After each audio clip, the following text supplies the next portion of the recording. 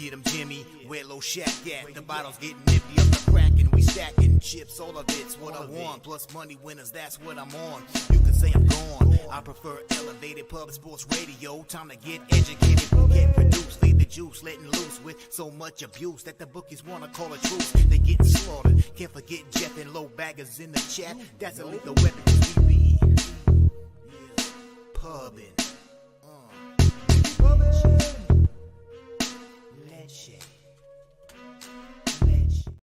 What up, cappers, gamblers, punters, hustlers, low baggers? Happy Thursday, May 25th to all of you. Thank you for watching Betting with the Bag right here on Pub Sports Radio.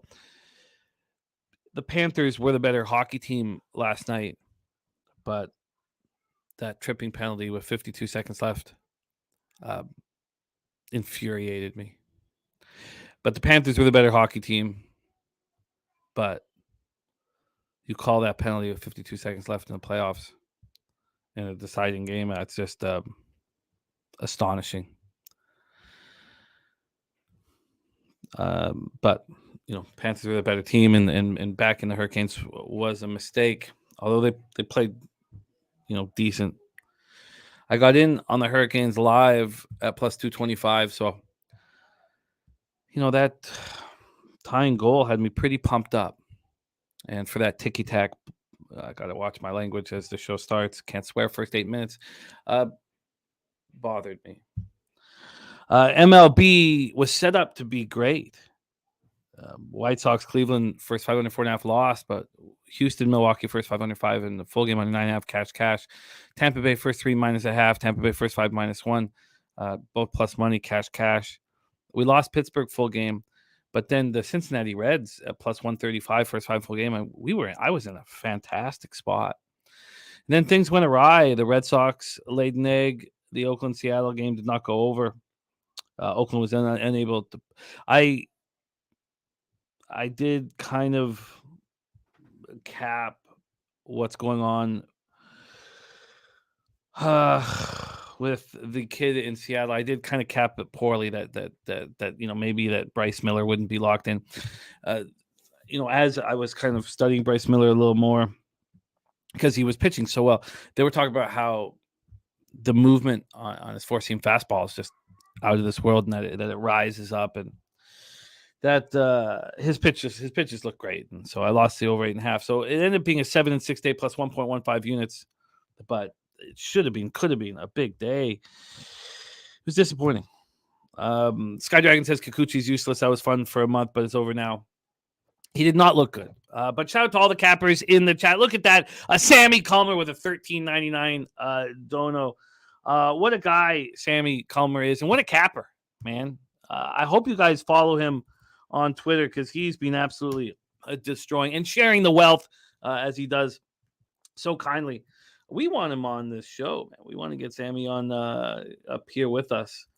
But man, is he killing it.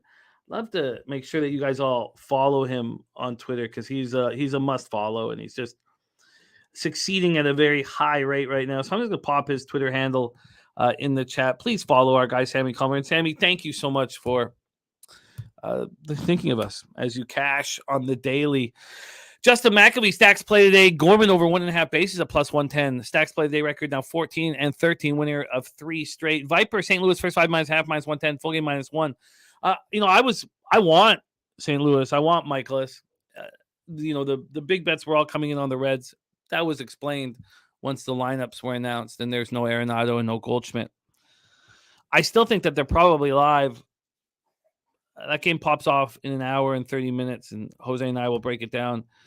Washington, first 5 money line at plus 135. Seattle, Oakland, first 5 under 4. And then the over in the basketball game tonight for Viper NB. Thank you for sharing that with us. Spenny Pennybomb says Gabe Vincent is out. It's Lowry season, baby. Is Lowry healthy enough to play a lot, though? That's a concern. It has to be a concern.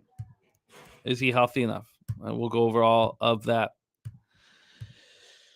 Okay. Viper says got wrecked on St. Louis. No Goldie or Arenado. Sorry, I thought. I mean, there was a couple spots. Look, I wanted to back Michaelis, and you might not. You might be fine. You just probably wanted a different number. I wanted Michaelis. I wanted the Rays. 99% of the cash is on the Rays. I'm just not going to be sitting in a 99% spot. That's not the only 99% spot we have on the board today. There was only one spot where I felt that everything correlated and I was comfortable with the amount of money and the tickets on it, and that was the Chicago Cubs with Kyle Hendricks' first start of the year. You know, he often is the opening day starter, and he usually handles that well. You know, and he started pitching quite well in his rehab assignment near the end of it. Off the top, he looked horrible. But I did take the Cubs first 3 and first 5. But that's the only thing I've been able to lock in, other than a bet on this hockey game, which we will discuss here. A Subhuman Gaucho in the house. Subhuman Soccer. Play of the day, Man U -1 at +150. Look at this. Subhuman, I didn't know we were moving in this direction. I love it. I will copy and paste it. I will keep an eye out for it. Are you going to be popping this on Twitter as well? I would love to know if you're popping this out on Twitter as well. Spenny Pennybomb says he will have some looks for Churchill today. Some big things coming up this Sunday without NHL and NBA for our Sunday Night Live show. We're going to start at 3:45, and we are going to tackle Santa Anita. Also going to look at Golden Gate, Emerald Downs, and Hastings, and then Sunday Night Baseball. So we'll have Sunday Night Baseball and the horses. So we're going to do things a little differently this Sunday. That starts at 3:45 p.m. Eastern, and hope you can join us for that. Also, on Monday, the 29th, there's a $6 million mandatory payout in the Pick 6 at Santa Anita, which I think we should all get involved in for a big score. Jay Smooth in the house. Lucas Ryan, Spenny Pennybomb says Dallas is dead. Those fans don't deserve shit after what they did last game. Bring out the Braves just like Florida did. See you later, Dallas, says Spenny Pennybombs. Great group. Wine Time Sports in the house. There's Vitalis Serious Business. Nate Dog 420. Mike M, fresh off his birthday. What up, Mike M? And I hope you had a great birthday. Real Deal Prime. D Jenkins says my Panthers to win the cup at plus 3,500 is still alive. Oh, it's very alive. I was surprised how, we've been watching them win, but they looked so good last game. Can you believe that Brad Treveling is about, could become the Toronto Maple Leafs general manager, and yet he gives up on Sam Bennett? I mean, can't you just judge somebody's character by how they handle a guy who's smaller than you would think, but plays with truculence and hits hard and is a 4th overall draft pick? If you misvalue a player of his ilk, you should not be able to be a general manager in a franchise, and you certainly shouldn't be high on anybody's fucking list. I'm an ass clown, but I'm happy. I want the Flames to suffer, so I'm happy that. But it must be tough, man. It's got to be tough. You know, you're watching Bennett and Tkachuk look spectacular out there, and they could have been yours. They could have been Canucks. But old Jim Benning picked Oli Uolevi over Matthew Tkachuk. Oh, Jimbo. I hope that you never find yourself a few feet away from me. We're past 8 minutes, by the way, just for your knowledge. Thank you. But Jim Benning, I hope that you don't turn around ever in your life and see me, because I'm going to two-hand your knees. And okay, let's just leave that alone. Joe Yurkovich is having a tough week. All started with the Lakers game 3 loss. Lucas Ryan says, funny, I walked into a bar here in St. Louis with the Reds plus 1.5. Reds team total over. Reds first 5 team total over. Reds money line ticket in his pocket and laughed. But yes, D. Jenkins, your Panthers to win the cup at 35-1 is very, very, very alive. Clint Starr, the diehard MMA podcast. There's Collins Clips. Vitalis says Red Sox turn a great day to an average day for me also. Yeah. Sweaty Butcher. Luke Murphy says nice hit on the Reds. Yeah, I mean, that was just a gift. That was an absolute gift. But it's crazy. You pick up, 2.7 units on that spot and still only end up 1.15 up on the day. It's upsetting. There's Billy Brisbane in the house. Says, let's get the bag today. Fire some bullets for Memorial Day weekend. It's the American way. Billy Brisbane, unlucky not to have swept the board last week on our show. The only thing that didn't cash for him was D'Angelo Russell under 4.5 assists, but he cashed with the Lakers plus 5.5. He cashed with the under 227.5. Too bad he didn't sweep the board. He deserved to. It was Grit and Grind at UPK. Lucas Orion to Sammy's Magic. He sure is. Big O. Carlos Garcia, Boston moneyline, Houston moneyline. And Dabra Cadabra in the house. Oh, yes, Dabby Cab, yes. And the line was moving. People knew that Arenado and Goldschmidt would be out, but that's why. Wine time on the Reds money line once again. Thank God for the new way of handling it. I would have been on the St. Louis Cardinals right now. I would have bet them last night. I wanted them last night. I want Michaelis over Weaver. Now, maybe they still cash easily, you know. There's Dennis Trusty. It has been a long time. It is nice to see you. Hope you're well, Dennis Trusty. There's Cashman19. Talk Sports with JT. Spenny Pennybomb says Lowry play 30 minutes tonight and be at least fine. There's our guy Sharpie says we are seeing the board well, feeding the whales on the Balking Dead, 3:10 p.m. Eastern, Monday through Friday. Rodney Barton says, my day always gets better when I get to cap games on this show with everyone. Best of luck today. I love it. IC is on Vegas money line at plus 100. Sweaty Butcher ready to get to work. What up, Sweaty Butcher, my man? All right. It is time to get to work. Cashman19 says, nice one. A horse turning on Tuesday, $12 and $6.75. I love that. There's Nate Dogg in the house says the Jays lost, but he won with Kikuchi over, a Guerrero RBI, and Bichette over hits. Nice job. Vital says, did you not like the Padres Nationals game over today? I'd like to hear the breakdown. Honestly, I want to bet the Padres. I wanted to bet the Padres, but the sharp action's on the Nats, and we've seen what they've been doing to lefties. But I wanted to bet the Padres and was unable to because of what I believe was the sharp action. But back on there soon. I'd love that, Subhuman Gaucho. I'd love that. Jake Burns, Cover Kings. Nice to see Cover Kings back in action with us. It is a great group. Billy Friedrich says the Canes didn't show up early or late last night. I thought they showed up late. I thought they were putting out effort. Spreadsheet play of the day is in New York Yankees. First 5 minus a half at plus 102. Minus a half at plus 102 for the Yankees. I don't know what to do with Clark Schmidt. I do not know what to do. But I do vaguely trust because the Yankees keep throwing him out there every 5 days. But not Flush Island, Mr. Always a Profit. Jonathan Maltais in the house. What up, Jonathan? There's Razor Sharp Pick says nice gamblers first glance winner with Cubs money line minus 110. Let's do it again. Paul Trippy cashing a 4-legger last night. I love hearing that. Razor Sharp Pick says big $400 NBA play today. Yeah, but Vitalis, I think that Blake Snell is going to. I think the odds are going to be priced on him moving forward, and I think he's going to be capable of making us money, quite a bit of money actually. But I'd look forward to talking about that. I think he's looked pretty good in some pretty tough situations, and his numbers are not good, and we'll go over all of that. And I look forward to talking about it. Lucas Ryan says, I respect the Canes. I wish my Blues had their grit. My cap had more to do with Bob and Kachuk home ice. Yeah, Bobrovsky didn't look very good last night. Morgan Spooner says, Seattle's my most profitable team to bet, but I hate betting on Seattle. The White Sox are my least profitable bet, but I love to bet them. Why am I this way, says Morgan Spooner. We all have spots like that, Morgan. And I love it. So we will all sit like that at times. All right, let's get into the hard work that needs to be done. There's Nut Flush Allen in the house. Great to see all of you guys. Let's get into NHL right now. The thought process of me getting to the black took a bit of a tumble yesterday with the Hurricanes.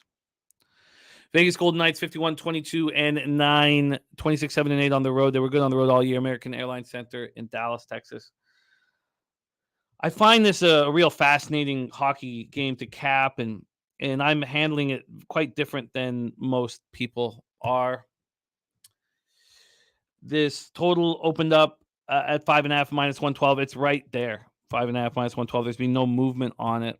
I see a lot of people on the unders in this game. I'm not. From a side scenario, the Stars opened up at minus 120. Now they're minus 114. The initial move was towards the Stars. We talked about the boneheaded mistake that Jamie Benn did, that their captain did. He's a difficult guy to trust. He's always had question marks around his character. I don't blame him, and we talked about it yesterday. I don't really blame him, for like his excuse is a viable one to me. It's the first shift. He's just pumped up and he smashes down on Stone's face. You want Ben to play on a physical, violent edge, and he's not a very smart guy, and he probably shouldn't, be their captain really. But I didn't think he'd get 2 games. I thought it would be 1 game, 2 games, and I wouldn't argue it. Lucas Ryan has his Stars team total over, heavily juiced. Spenny Penny Bombs is on Mark Stone, goal plus 220. Vegas first period money line. Vegas money line. Go home, Dallas. You don't deserve this after what your fans did. Dennis Trusty's on the Golden Knights because it feels like Dallas looks deflated, defeated, and done. I watched their interviews, and it certainly didn't give me confidence to bet the Dallas Stars. But I do not. So, I did not want to be involved in the under yesterday. You have these 2 goalies playing at a .950 save percentage, and it's just ridiculous. And the same can be said about Adin Hill. I'm not going to sit here and believe that Adin Hill is going to have a .940 save percentage throughout the playoffs, 6-1 so far. I think that he can allow goals. And Jake Ottinger has been very questionable. He's just been extremely questionable. So you may sort of sense what's going on here with me as it builds up to it, but the Knights penalty killing throughout the playoffs, 64.3%. I still believe in the Dallas power play, even though you want Jamie Benn in front of the net on that power play. So it's 25% power play, 5th in the league. Playoffs, it's 29.2%. It's slowing down a little bit. So Knights are 1 game away from the Stanley Cup Finals. The Vegas, Florida Stanley Cup Finals would be very enjoyable. Jamie Benn obviously gone for games 4 and 5. Jenny Dodonov suffered a lower body injury. He'll be gone, and that's a big loss. 4 goals, 10 points, 16 playoff games. So Luke Glendening will come back into the lineup, which will help face-offs. He's an excellent face-off man. Max Domi got a game misconduct with 21 seconds left in the second period. He shouldn't have got a game misconduct, but if the refs want to be little bitches, and that's per usual. So will Ottinger bounce back? You can see this depth of the Golden Knights showing at all times. Barbashev has been an absolute monster. So I am on the over 5.5. Ben does a couple things for you. One, he clogs up the neutral zone. He also helps in front of the net, and he's physical. He creates space for the Stars. They're going to be a smaller group out there, obviously. I think the Stars are more than capable of getting to Adin Hill. I don't think Adin Hill's somehow this wall out of nowhere. And I also think that if the Stars get behind, it's just going to be extremely offensive spot. Unlike what I said in Game 3, if the Stars got behind, their sticks would be squeezed tighter. So I got the over 5.5 at -105. If the Stars are down 3-1, the goalie will be pulled with 5 minutes left or 4 minutes left. So I'm on the over in this hockey game. I'm not on the Dallas Stars, although I will still be cheering for them because of my futures that are about to lose. So I don't see this as being a low-scoring game. Can Ottinger stand on his head? It's been a while since we've seen him do that. So John Garcia says, can the Panthers beat the Knights? Yes, they can. I do want to study it more. But, we talked a little bit. Dave Redling said, do we put 10 units on the Golden Knights? And I went through that whole thought process. Are the Golden Knights... But this Panthers team with Reinhart and Barkov... Didn't Barkov look phenomenal last night? God, he's so good and big and accountable and strong. It comes to a spot where, Montour, the only person who's playing longer than Montour right now in the NHL playoffs was Doughty, Drew Doughty. He's the only player. So Montour is playing 30 minutes a game. You have Ekblad. I mean, when did Mark Stahl become this spectacular, defensive defenseman? I remember any team in the league being able to pick him up for a cup of coffee. You don't even have Ekblad on your first defensive line. It adds a ton of depth. And Radko Gudas used to be this Corsi, so abysmal Corsi numbers. And he's now not only scary, and you got to keep an eye out for him all over the ice, but he's not a problem defensively. Razor Sharp Pick says under 16, 5-2 last 23 meetings between these two, and 7-0 to the under last 7 when in Dallas. I think And Razor says the under is 8-1-1 last 10 Golden Knight Conference Finals games. I think I talk about this often, once you get into a playoff series kind of deep, that some trends I would put a line through. If Razor trusts those trends, then you're in good company to trust them as well.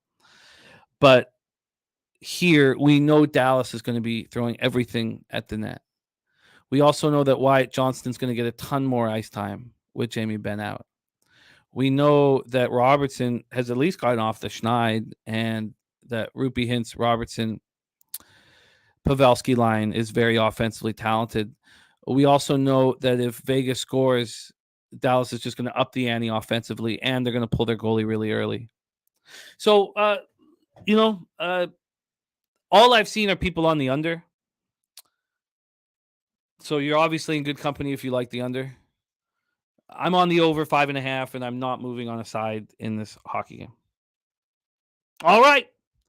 Let's move on. There's Red Girl in the house. Viper MC says both number one seeds going to win in NHL and NBA. I'd be very excited about a Florida Vegas Stanley Cup final. The problem is I'd be in a bad way future wise. So we'll see what happens after tonight, but I believe the over will cash. Kobe Williams says bring up the brooms. Vegas sweeps.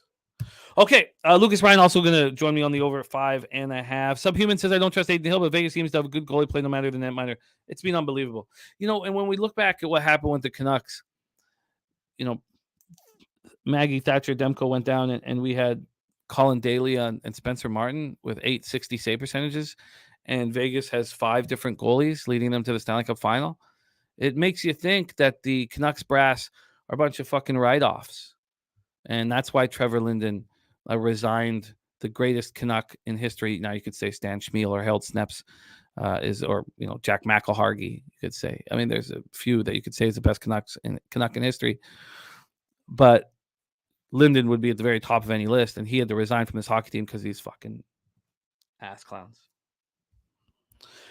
Billy Friedrich says Stars win tonight. I hope that's the case. All right, let's get into MLB, a review of yesterday. A ton of action, and it was fun. And it went south late. 7-6 plus 1.15 units yesterday. White Sox Cleveland first 5 under 4.5 was a loser. I can't tell you how often a line, and this is maybe, I got to start tracking this, but the line went from 8.5 to 8 in the full game, and if I had moved on that 8, it still would have cashed. If I had gotten that 8.5 in time, it switched while I was making the bet, it would have cashed. Instead, I only move on the first 5 under 4.5, and it loses. Very, very, very, very frustrating. I used to Milwaukee first 5 under 5 and full game under 9.5. Cash. That was excellent. Tampa Bay first 3 -0.5, first 5 -1, cash. Pittsburgh full game loss. Cincinnati first 5 and full game at plus 135 was glorious. Baltimore plus 124 cashed, and then lost the bottom 4. Baltimore and New York under 8.5. Boston first 5, Boston full game, and Oakland Seattle full game over 8.5. Let's get to work into MLB and bring on the star of our Thursday shows, also our producer here and backbone of the channel. We are watching him climb out of a hole that he put himself in the MLB season. And I really, really believe in what he's doing. He had a hiccup on Tuesday, broke even yesterday, and I expect today to be a winning day for him. Please welcome. What up, Brian Watson? Great to see you. Sharon Pulliam in the house. Please welcome from San Antonio, Texas, by way of Virginia, by way of Venezuela. Please welcome Jose, somebody clean my tits, Bouquett. How are you, Jose? I'm okay. A little frustrated with the Boston Red Stockings, but it's okay because it's a big day today with a lot of action. It's going to be a lot of fun. Well, I shouldn't say a lot of action. I only have 3 bets that I've liked so far, and then a big basketball game tonight, which will be a lot of fun. Yes, I look forward to talking about that. Billy Brisbane will be joining us for NBA, and he really should have swept the board on our last show. let's get to work here. 12:35 p.m. Eastern. St. Louis Cardinals at Cincinnati Reds. Cardinals at Reds. We're at Great American Ballpark, Cincinnati, Ohio. The Cardinals 22-29, 11-14 on the road. Reds 21-28, 14-13 at home. The opportunity to back the Cards to win the division is still widely available. The Astros is still available too. I've not moved on either of them, which is unfortunate. Unfortunate. Let's start with the weather here in Great American Ballpark in Cincinnati, Ohio. We start here. It is 62 Fahrenheit, 8.6 miles per hour left to right, 8.6 to 9 left to right, and then becomes slightly in. We questioned, at least I did last night, why would the market be moving towards the Cincinnati Reds? Do they think Luke Weaver is going to have a good start? Do they think Miles Michaelis is going to get lit up? But no, it was because people knew that this lineup that the Cardinals would trot out would be missing Goldschmidt and Arenado. So for the Cardinals, Nootbaar, Gorman, Donovan, DeYoung, Burleson, Yepes, Edmund, Nizer, Mercado, a very ugly, ugly lineup. And the same can be said about the Reds. Friedel, McLean, India, Fraley, Stevenson, Steer, Senzel, Fairchild, and Maye. It's an ugly, ugly lineup on both sides here. Spencer Pennybombs is on DeYoung over 1.5 total bases, plus 130, and Homer at plus 390. He's on India over a half single at minus 115. So we saw a huge move towards the Reds and the sharp money on the Reds. We'll see if that's changed now that we have an explanation on why the market is done what it's done, because we have one now. It's not sharp money. It's just that people knew ahead of time what was going to happen with the lineup. The Reds opened up at plus 150. They're now plus 114. At what point do we say that's too much? A 36-cent move to the Cincinnati Reds? You know, that's a lot. That's probably too much.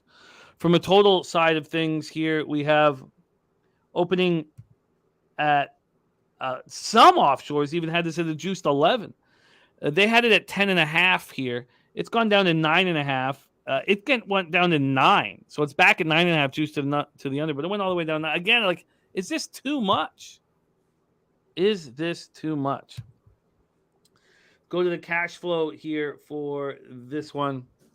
We have move over. Here we go. We have money line, 38% of tickets and 80% of the cash is on the Reds. From a total side of things, 59% of tickets, 62% cash is on the over. Maybe it got down too low. Mike M says Cardinals are 19-0 straight up and 17-2 run line versus a divisional team they lost to last meeting of lines between minus 185 and plus 130. All right. A one and done. Sorry, it took me a second. I got to think horse racing. One and done sports says O's to win it all at 75-1. Miles Michaelis 2-1, 4.77 ERA, 1.48 WHIP, 54 2/3, 43 Ks, 14 walks, and 8 homers this year. His last start at home was decent, 7 innings, 6 hits, 3 earned runs. Actually, it was good. It was at home versus the Dodgers, and on the road, he's been better than he's been at home. On the road, 3.67 ERA, 257 opponent's batting average. Razor Sharp Picks is on the Reds money line at plus 130, and Reds cards under 9.5. Luke Weaver has been absolutely abysmal, especially at home. He's allowed 7 home runs in 16 innings at home. His last start at home versus the Yankees, he was, not horrific. 4 1/3, 4 earned runs. Cards are hitting 263, 822 OPS versus righties. Reds 234, 692 OPS. Both bullpens have been middling. Take it away for us here, Jose Bouquett. Our first game on the board pops off in 1 hour and 6 minutes. Cardinals Reds. Well, first of all, as always, nice to see everyone in the chat. Dennis Trusty, welcome back. Immediately spelling my name incorrectly, so welcome back, Trusty. Oh, I can't get my mouth around that thing. Oh, wow. All right, just remember that. Yeah, just never. People don't forget, Jimmy. People don't forget.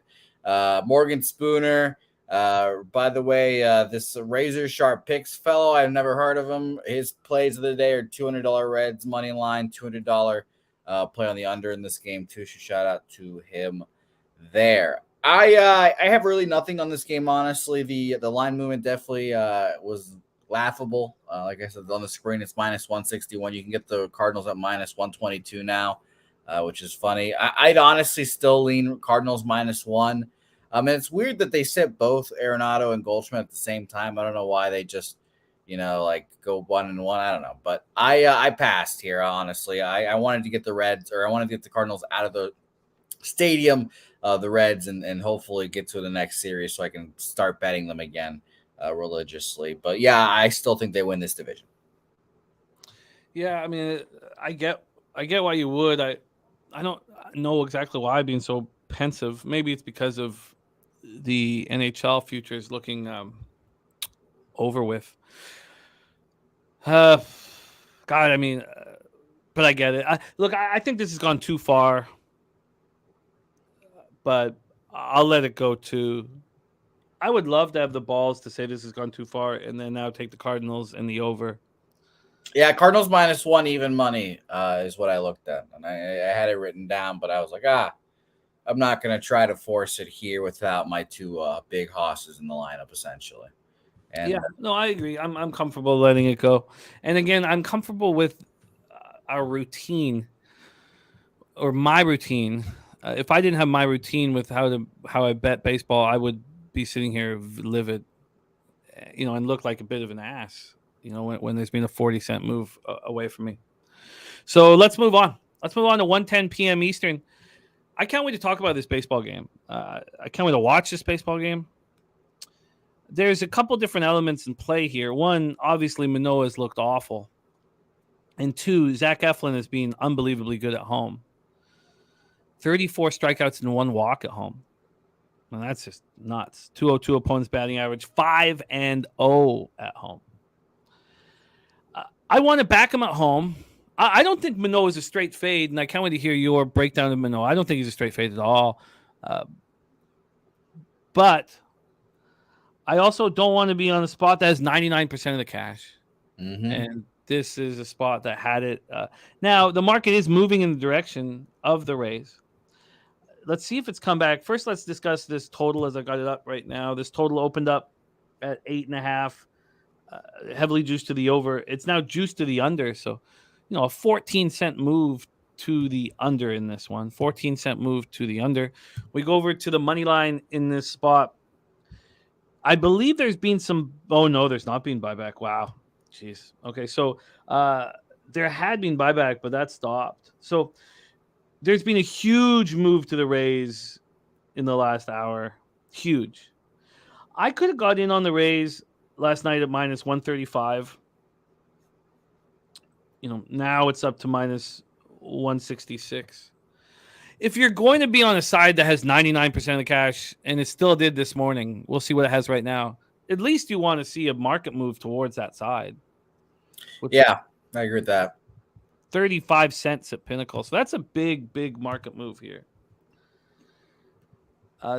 Take a look at the cash flow and everything here. 79% of the tickets, 91% of cash is on the over. Market's moving towards the under. Makes me want to bet the under, and I may get there. But it's tricky to, then you're just solely trusting the market here, and that's dodgy. 74% of the tickets and 97% of the cash are on the Rays. We just see this time in and time out. The public take it in the bottom mouth, and this is a situation where that could easily happen here. Hunter Engelhardt says he's on Manoah first half Jays at +160. Manoah 1-4, 5.15 ERA, 1.74 WHIP, was a finalist for the Cy Young last year, and he's been just lit up and smoked this year. Joe Yurkovich saying Springer is out. We will review the lineups here. I didn't have it official, but now I do for just the Jays. Bichette, Varsho, Guerrero, Belt, Chapman, Lukes, Kirk, Kiermaier, and Cambigio is the Jays group. So Springer not there. Manoah's last start, 6.5 extra inning loss at home versus the Orioles. He was good. 5 2/3, 6 hits, 2 earned runs, 1 homer, 5 Ks, 1 walk. On the road, he's been much better than he's been at home. 3.33 ERA, 2.33 opponent's batting average. Jays are hitting 286 with an 800 OPS in May versus righties, while the Rays 257, 74 OPS. Jays bullpen has been scuffling, but nothing's been scuffling quite like the Rays bullpen, coming out of seemingly nowhere. 6.56 ERA, 1.62 WHIP, since May. Vitalis says system plays on Blue Jays only have 40% win rate. It's tough. I will just pass on all that cash on the Rays. Nate Dogg says Blue Jay game is a Toronto players prop game. Bichette, Guerrero, Chapman. Springer we know is out, but take it away for us here, Jose Bouquett, and start with Manoah, and then let us know if you're moving on this. Yeah, Manoah's been interesting to watch this year. Shout out to Dabby Cab, who called him a fat fuck in the last Say Hey plays, called him fat, out of shape, says he needs to lose weight, all that stuff, needs to get in shape, etc., etc. I hope Dabby's watching as well, because I know he loves when I say that he says stuff. So, but he said he was out of shape, and, I trust Dabby Cab's opinions when it comes to pitchers, and obviously the pitch clock has become an issue, I guess, for him. I don't know. I ultimately can't really back the Blue Jays after that big market move, and I don't want to back the Rays with the money on it, like you said. But I'll just say, I don't know what happened. I don't know. I guess I just didn't pay attention to any game. I just missed that the Blue Jays put 20 runs on the Rays. I completely missed that, I guess, the other day. And that's just inflated all of their stats now. All their stats against righties are just ridiculous. They're first against righties now. In the last 2 weeks, 134 weighted runs created plus. The Rays bullpen stats are going to be fucked forever now because of that. They gave up 9 runs in the 9th inning. It was crazy. And that was just all garbage time nonsense. So I passed on the game, and I'll be interested to see how the Blue Jays respond here and how Manoah pitches. And you mentioned it with Eflin and pitching better at home. So I just don't want nothing to do with this game, honestly. Well, I mean, does it not intrigue you that this total has had a 14-cent move to the under and you have 91% of cash on the over? Yeah. I haven't been betting many totals recently, honestly. But that definitely does intrigue me, thinking that both these pitchers can't go out there and pitch well. And I've mentioned, I think the Blue Jays stats are a little inflated against righties right now, obviously. And the Rays haven't been hitting the same. So I still would like to stay away from these bullpens. I mean, first 5 under 4.5 at -1. I guess I let this go, but I would sure like to be on the first 5 under. My concern would be that the same thing from yesterday happens to you again today, which would be you bet the first 5 under, that loses, but the full game under cashes. Yeah, I don't want to compare the situations. I mean, there was a clear market move to the under in that one, and the sharp action was on the under, and the under cashed. The full game. This is different with all this money on the over. Hunter Engelhardt is on that first under, first half under 4.5 in a parlay. I just, do I want to sit here and say, I guess I do. Because I shouldn't let these things go.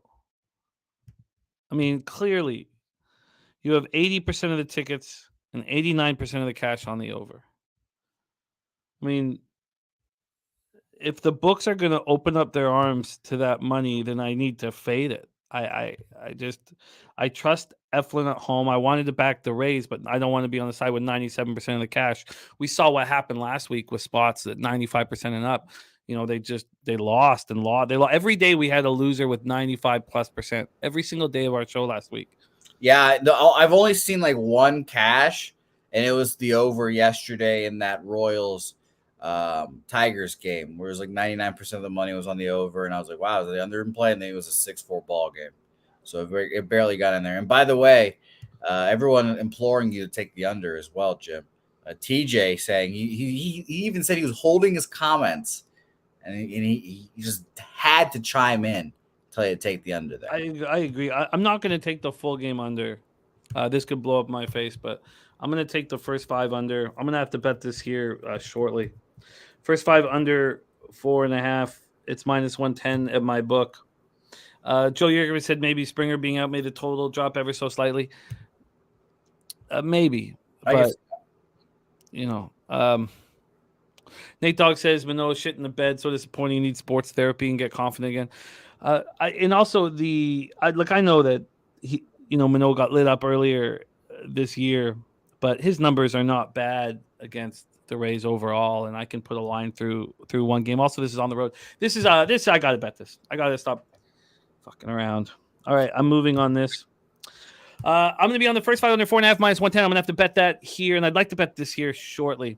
Let's move on to 3:10 p.m. Eastern. That's the only bet I'll have to get in because the show might be going at that time. TJ, great to see you, man. All right, let's move on. Sweaty Butch says Rays 11-2 to the over, last 13 going over the average line of 8.5 by 3 runs. Look, these trends can work out in your favor, and we see Mike M, succeeding hugely, backing these trends. All I see here is all the books opening up their arms to over money. Look, if you want the over, we'll take all the vig away from it. So I'm going to, and it does correlate with my X's and O's, so I'm going to pull the trigger. Let's move on. 3:10 p.m. Eastern. Miami Marlins 25-25, 11-14 on the road. The Colorado Rockies 21-29, 12-13 at home. Coors Field in Denver, Colorado. Talk Sports with JT already on this Miami, Colorado first 5 under 5.5. Ron Crawford says Rays were another spreadsheet play. Hunter Englehart's on Miami, full game -1. I did feel like we left cash on the table yesterday. It's easy to say that when you have a Cy Young Award winner who's got a 5 ERA, and you're like, well, of course he was a Cy Young Award winner last year. But still, we should have moved on Alcantara. Braxton Garrett versus Kyle Freeland. As you know, Jose, I'm a big believer in Braxton Garrett. He's either on or off. Like, there's no in between. He's either excellent or he just gets absolutely lit up. Let's start with the weather in Colorado. We have 73 Fahrenheit, 7.6 miles per hour right to left across the diamond, between 7.6 and 8.2 miles per hour. This total opened up at 11, juice to the under. Let's just get the exact numbers of this market move here at Pinnacle. Oh, actually, Pinnacle opened this up at 10.5, and it's been going up to 11 and then back to 10.5 and then up to 11. This last time it went down to 10.5 and it only lasted there for 1 minute. So we have a move to the over. Let's see what we have for this money line here. Garrett versus Freeland, two lefties that I love capping. And I like capping Freeland at home. Here we go. The Rockies opened up at plus 106. They're now plus 110. So a 4-cent move to the Marlins. So we have a move to the over and a 4-cent move to the Marlins. Let's go over to the cash flow and see if this is all correlated here. We have 65% of the tickets and 99% of the cash on the over. Wild. From a money line perspective, 54% of the tickets, 64% of the cash is on the Marlins, and the line slightly moving towards them. Thanks, Con Clips. Mike M says 99% on cash on this over. Dropped a half run. Here we go.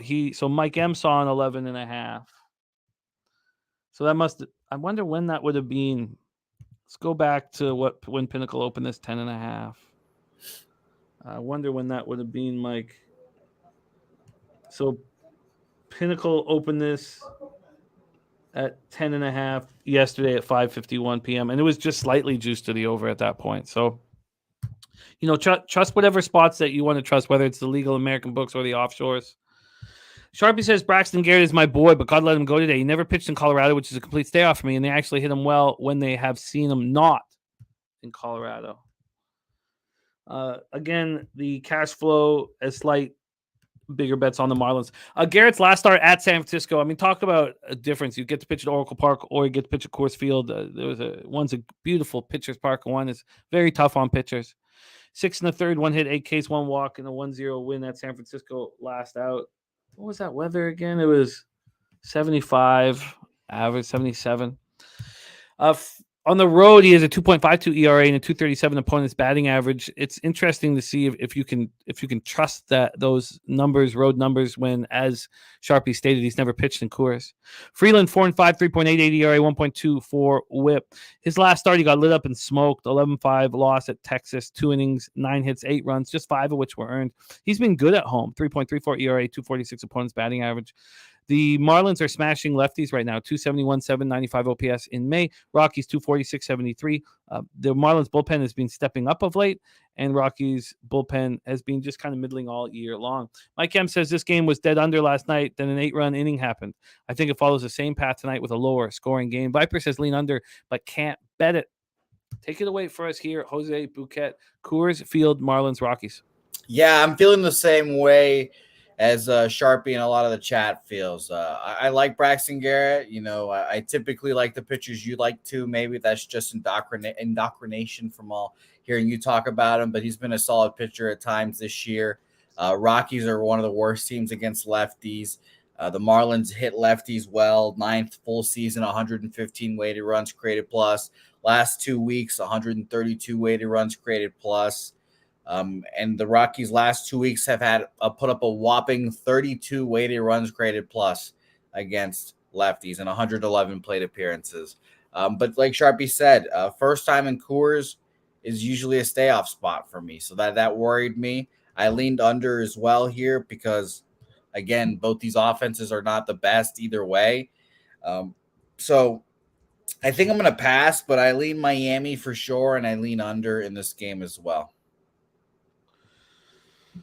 And I was there at Kyle Freeland's last start, too. He sucked ass. Oh, yeah, that was when you and Cabby were there, right? Yeah, he sucked ass. Yeah. Real bad. All right, my bet is in. I got the first 5 under 4.5 at minus 110. I'll put that out on Twitter here shortly, but I'm in Toronto, Tampa Bay. I guess I'm going to have to stay off. I think that Sharpie and your uncomfort or discomfort with Garrett not pitching at Coors before the sharp money is on the Marlins. I'd like to think that he's capable of it. Yeah, it's just the worst hitting team against lefties right now. The Rockies against a good hitting team against lefties and the Marlins. So it's definitely that kind of spot. But, you know, the pitcher always has something to do with it, I guess. So on that, the Phillies are the worst hitting team against lefties in May. Those numbers just shocked me.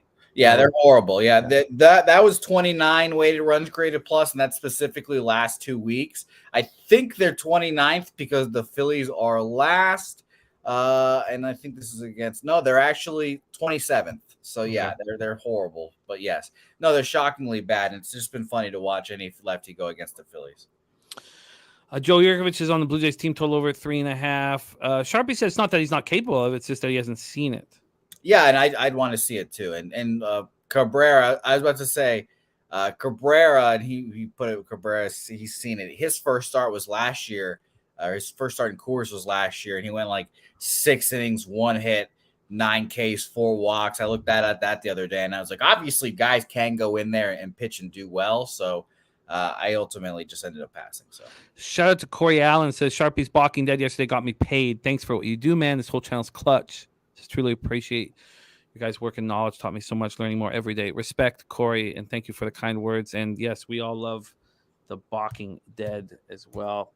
All right, so I guess I'm gonna have to stay off of this spot. It's not what I want to be doing. Yeah, and by the way, I would take the -1 or -1.5 with the Marlins if you're going to take them, because like Pete always says, high total, high variance, et cetera, et cetera. Yeah, high volatility. All right, let's move on. I'm going to be staying off of that spot here. Move on to San Diego Padres at Washington Nationals. Padres 22-27, 10-12 on the road. Nationals 21-28, 11-16 at home. We're at Nationals Park in Washington, D.C. Start with the weather, 71 Fahrenheit, 5.9 miles per hour in, goes from 5.9 to 6.2. Pull up the line history here for this one. I want to fade Irvin. I wanted to fade him badly. His total opened up at 9. It's now at 9.5. From a money line perspective, there's been sharp money all over Washington, which I want to back Snell over Irvin, but I guess, you could say at what price. Now there's been a huge move. Wow. Now there's been a huge move to the Padres. The Padres have had a 21-cent move towards them. That's fascinating.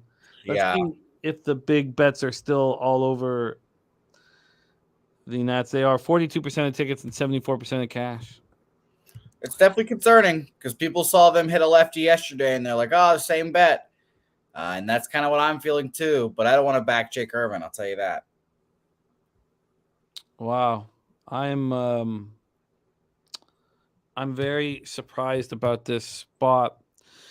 Sharpie says, what's wrong with Snell?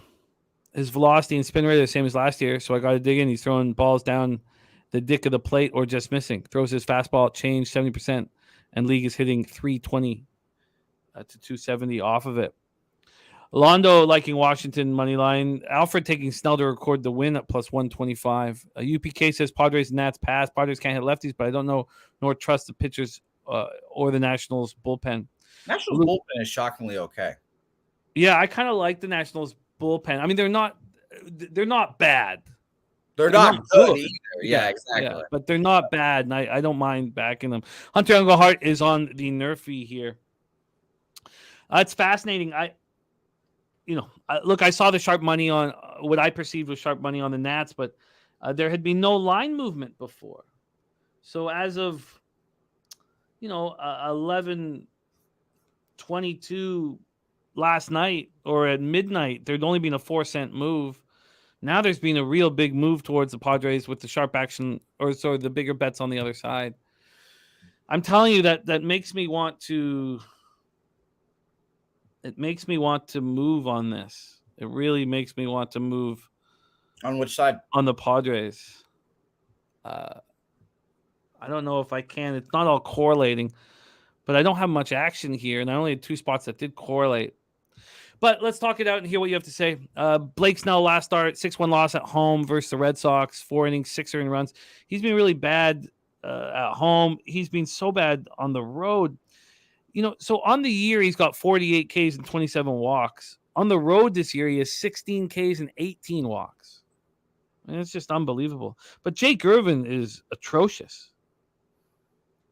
The Padres are hitting 197, 616 OPS versus righties. It's unbelievable. Padres bullpen being very good. And as I said, Nats bullpen is okay. Sharpie says no team in the history of the league has hit under 200 runners in scoring position. The Padres are under the Mendoza line runners in scoring position. Remember, we saw this last year with the Jays. Remember, Jose? They were hitting under 200, and I was like, that means the Jays are the best team in the league. Remember, because they were 500 and they were hitting under 200. Now they didn't finish the season like Sharpie saying under 200, but I was like, if they're doing this bad with this schedule. This bad with running scoring position with this schedule. I'm like, this team is so good. Look, I was wrong there. Markel says first 5 Nats for me again. Take it away here, Jose. Snell, Irvin, Padres, Nationals. Yeah, I want to bet Nationals first 5 team total over again. Cashed on it yesterday. And like I said, I want to bet it again here today. Bet Online has a 1.5 at minus 160, so I can't bet that. And Bovada has been shit for the last 2 days, so I can't really check that. And they've been my go-to book for team totals. So if someone out there can find a 2.5 at plus money that's decent, I'd like to bet that. I've been fading Snell pretty often this year. I bet against him against my Red Sox, and it came through. And like I said, I don't want to back Jake Irvin, so team total for me for the Nationals here. Some form or fashion. 3.5 full game was semi-interesting to me, but the Padres bullpen shockingly been the best bullpen in the league for the last 14 days. I'll refresh again here.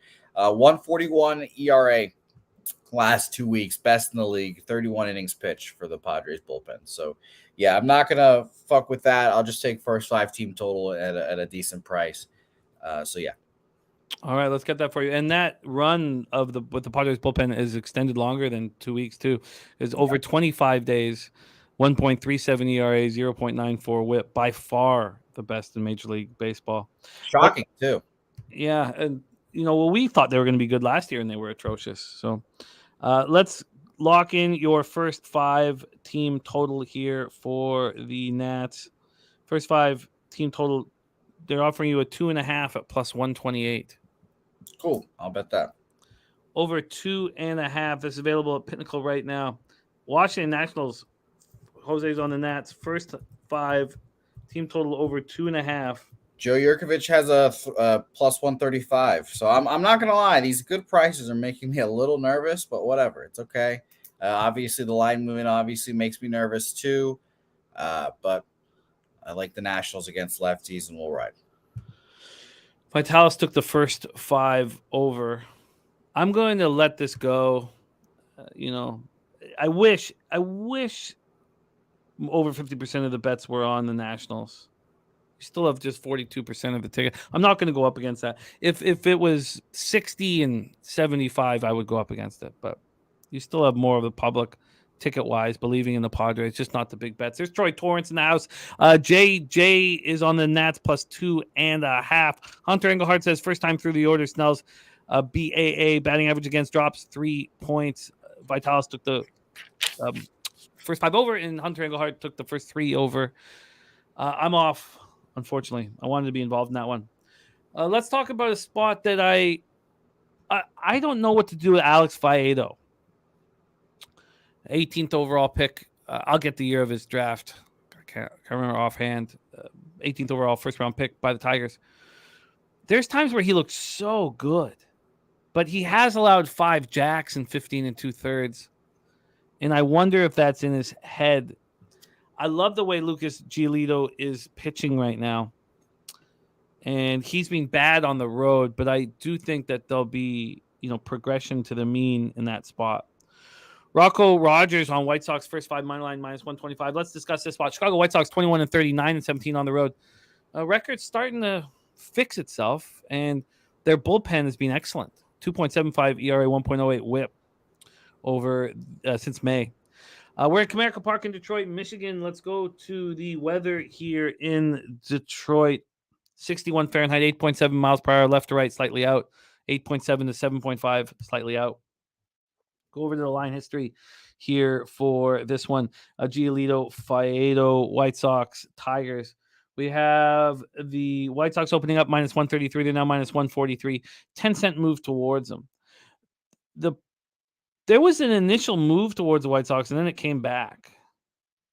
I wonder why it would have come back, because the only explanation I had for when I watched it come back was there are sharps out there that think Faedo is capable of pitching very well. We'll let the market move in the total kind of explain if they do think either Faedo is going to pitch really well or Giolito will go back to pitching poorly on the road. This total went from 8.5 to 8. It did that, pretty quickly. I should have been able to get the 8.5 because this didn't move to 8 till 10 o'clock at night. But it opened at 8.5. So we have a move to the under and now a move back to the White Sox. So move to the under and a move to the White Sox. Let's take a look at what we're dealing with cash flow wise. First off, 91% of the cash is on the Detroit Tigers. That's screaming to me. Now, there's 64% of the tickets, so it is somewhat public, but it's screaming to me that there's, models that believe Faedo is capable of shutting down this White Sox lineup. From a total side of things, you have 48% of tickets and, again, 99% of the cash on the under. So it's tricky. There's Alex Hills. We've missed you, man. Great to see you.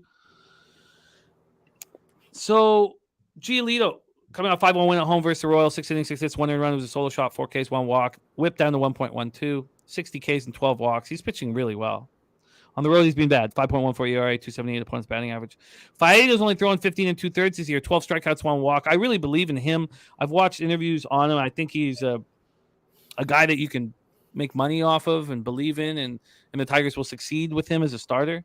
Coming off 5-2 loss at the Nats, he allowed 3 earned runs in 5 innings. White Sox are only hitting 233, 672 OPS versus righties in May. Tigers marginally better at 247, 694, and both bullpens have been excellent. Billy Friedrich says White Sox plus 715 to win the AL Central. Still decent odds. UP cases with those numbers in play should be the White Sox and Giolito then, right? Do you want? There's got to be some syndicates or huge pros that are making big moves on the Tigers because there was legit buyback. Let's hear what Jose has to say. Sweaty Butcher's prime cut play of the day. Chicago Detroit under 8 at minus 105. Jose, your plan of attack. Take it away. Yeah, this is a tough one. Saw this on Bet Online -133 now, all the way up to like -140 something now, -145 for Lucas Giolito, and he's one of the big home road splits guys from this year so far. Small sample size, whatever, but like you mentioned, a 5.14 ERA and 28 innings pitched on the road, home 2.27 ERA and 31 innings pitched there. So I kind of just don't want to back him, honestly. And I leaned over initially, but like everyone on the under, there's money on the under, I believe. Or sorry, I think you said money on the over.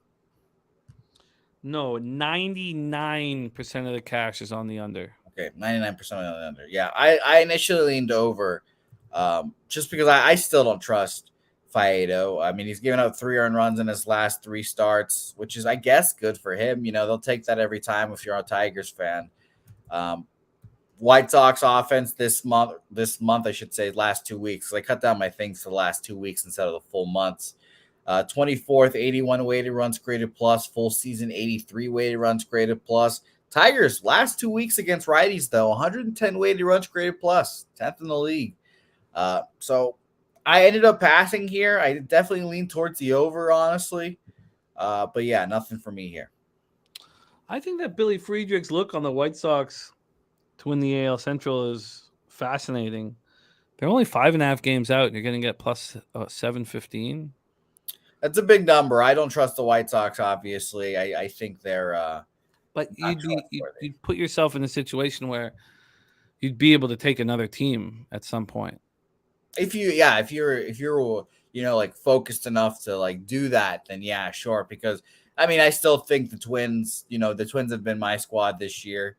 We've obviously seen them fold up before, and the Guardians, I don't know what they're gonna do offensively because they're the worst hitting team in baseball, so it'll be fun. But Garrett Crochet, Liam Hendricks back, et cetera. Their bullpen is really good. Dylan Cease has not been that guy this year. But this team could also sell the deadline too, depending on where they are. Because like we said, I've said 100 times already, Lucas Giolito is going to be like the guy at the trade deadline that people will be trying to trade for. I don't expect Ohtani to be traded, obviously. And, pitchers at the deadline can go for a pretty price. And the White Sox need prospects. They need somebody to come back. So it'll be interesting. I'll be interested to watch. I'm going to have to stay off. I do, as I said, I'm not going to be on 99% spots anymore. So I do kind of like the under, but I don't want to be on that spot. I get why Prime Cut Sweaty Butcher's play days on it. Yeah, I'd much rather fade all of the 99% spots just blindly, honestly. Well, because you imagine you'll get plus money, opportunities doing that too. Troy Torrance's coin flip, take the dog. There's, and I know Billy Friedrich saying that one road start for Giolito. I think the under's in play.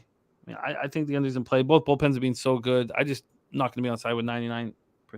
Let's just look at that one more time here. The total is 48% of the tickets on the under, just 48, but 99% of the cash. Okay, we're going to move on. There's Fat Wally in the house. What up, Wally, my man? I've got holes.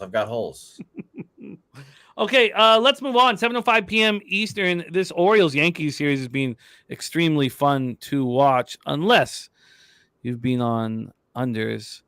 We have spreadsheet play of the day coming in here. New York Yankees first 5 minus a half at plus 102 from our Ron Crawford. Yankees first 5 minus a half at plus 102.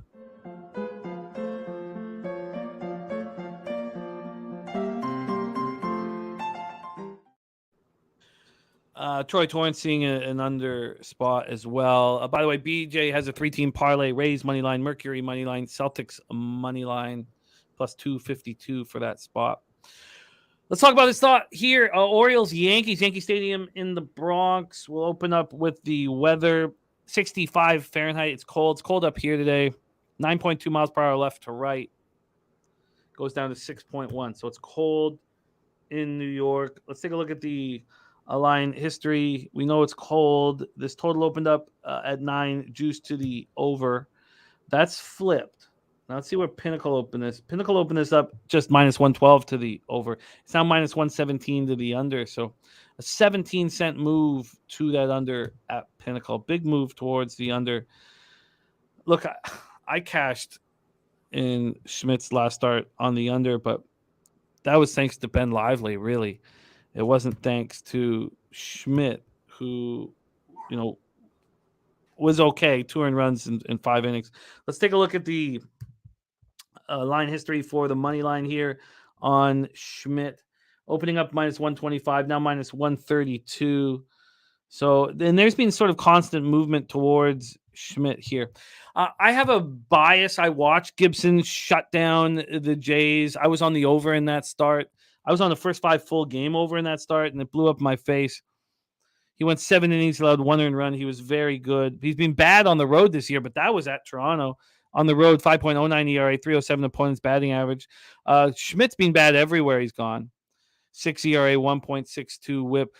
Since May, Orioles rating 257.43 OPS versus righties. Yankees 248.784.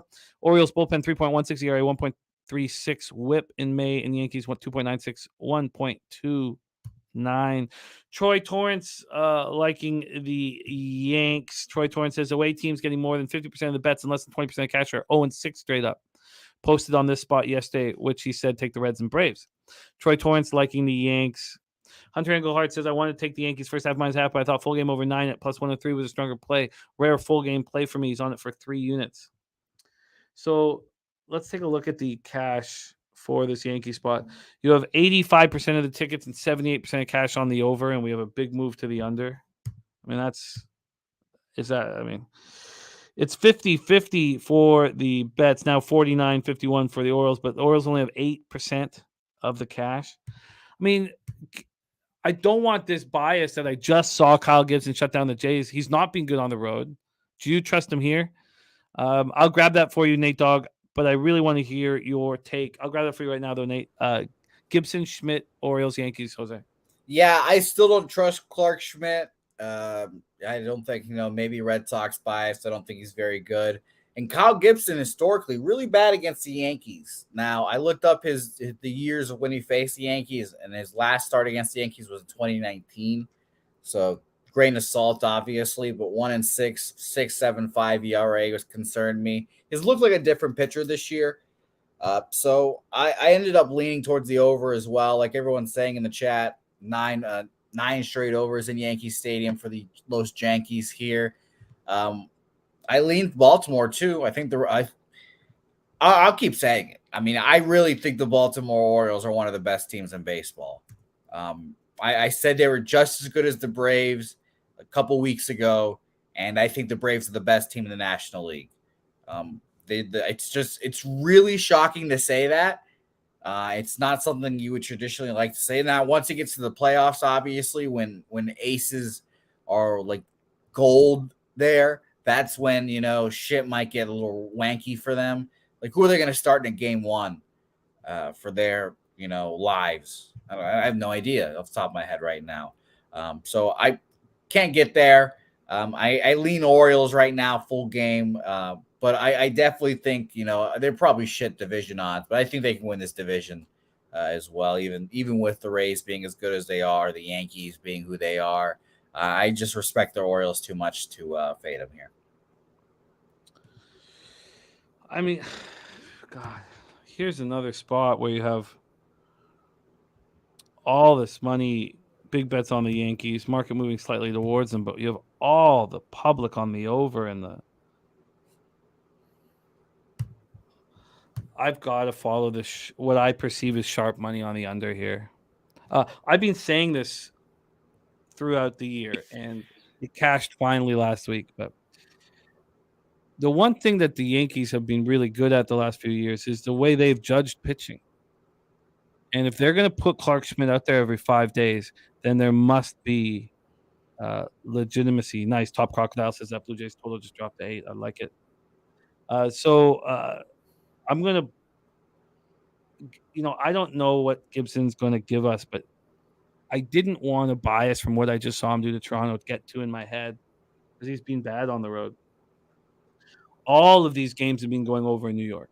All have been going over and now you have 88% of the public betting the over, and the line moving towards the under. I know the capper that runs the sports book at my bookie. He's really, really, really talented. He's moved this line to 8.5. So he's going to sit back here and watch all this money pouring on the over. Why would he want that? I'm moving on the first 5 under, full game under. I'm doubling up here on Baltimore Yankees unders. So look, I'm going up against the trends, but I'm also going up against public. If I have to pick which one do I want to go up against, it's the public. Hunter Engelhardt says Joe's versus pros game, no doubt, but Joe's win too, Jimmy. No, I get it. Not the only time, but since we've been talking about these 99% spots, it seems like they cash slightly more with totals, but I'm kind of talking out of my ass there because it's important. I don't mean to interrupt, but this is not a 99% spot. Okay. This is not at all, because this is sharp. This has 12% of the tickets on the under, 22% of the cash on the under, and the line moving 15 to 18 cents towards the under.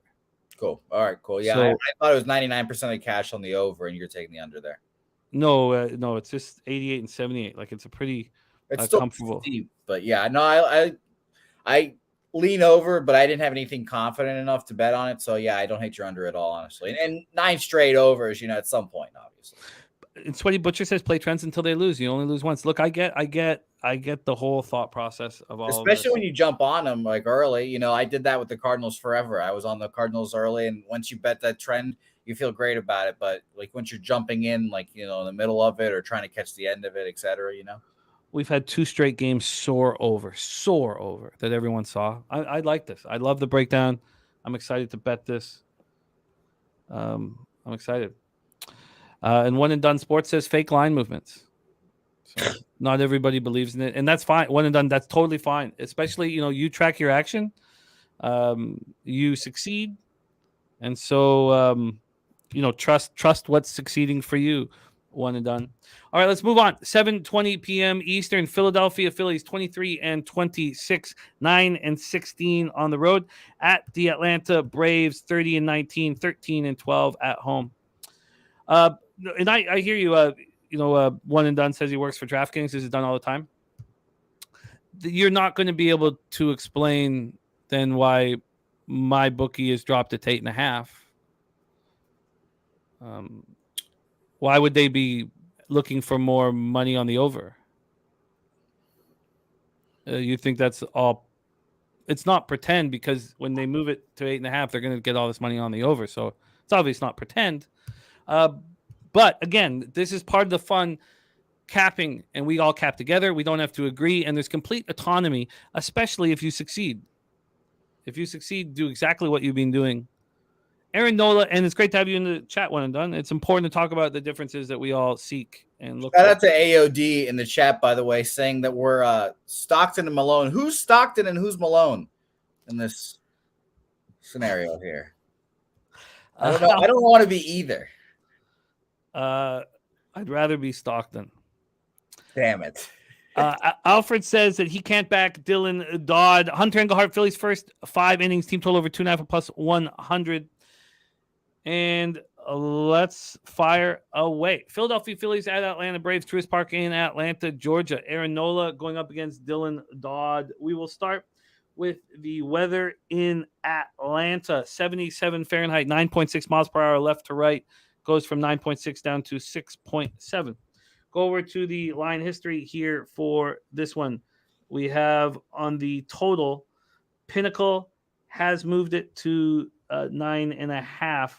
They opened this at 9, and it lasted there. This wasn't opened until 8:22 this morning. We know that Pinnacle is very pensive to drop lines. They pulled it out at 8:22 a.m. Within 30 minutes, it's at 9.5. But then it goes back to 9, then up to 9.5, which is where it is now. 9.5 juice to the under. Shocking line here. Fishy line here, some would say.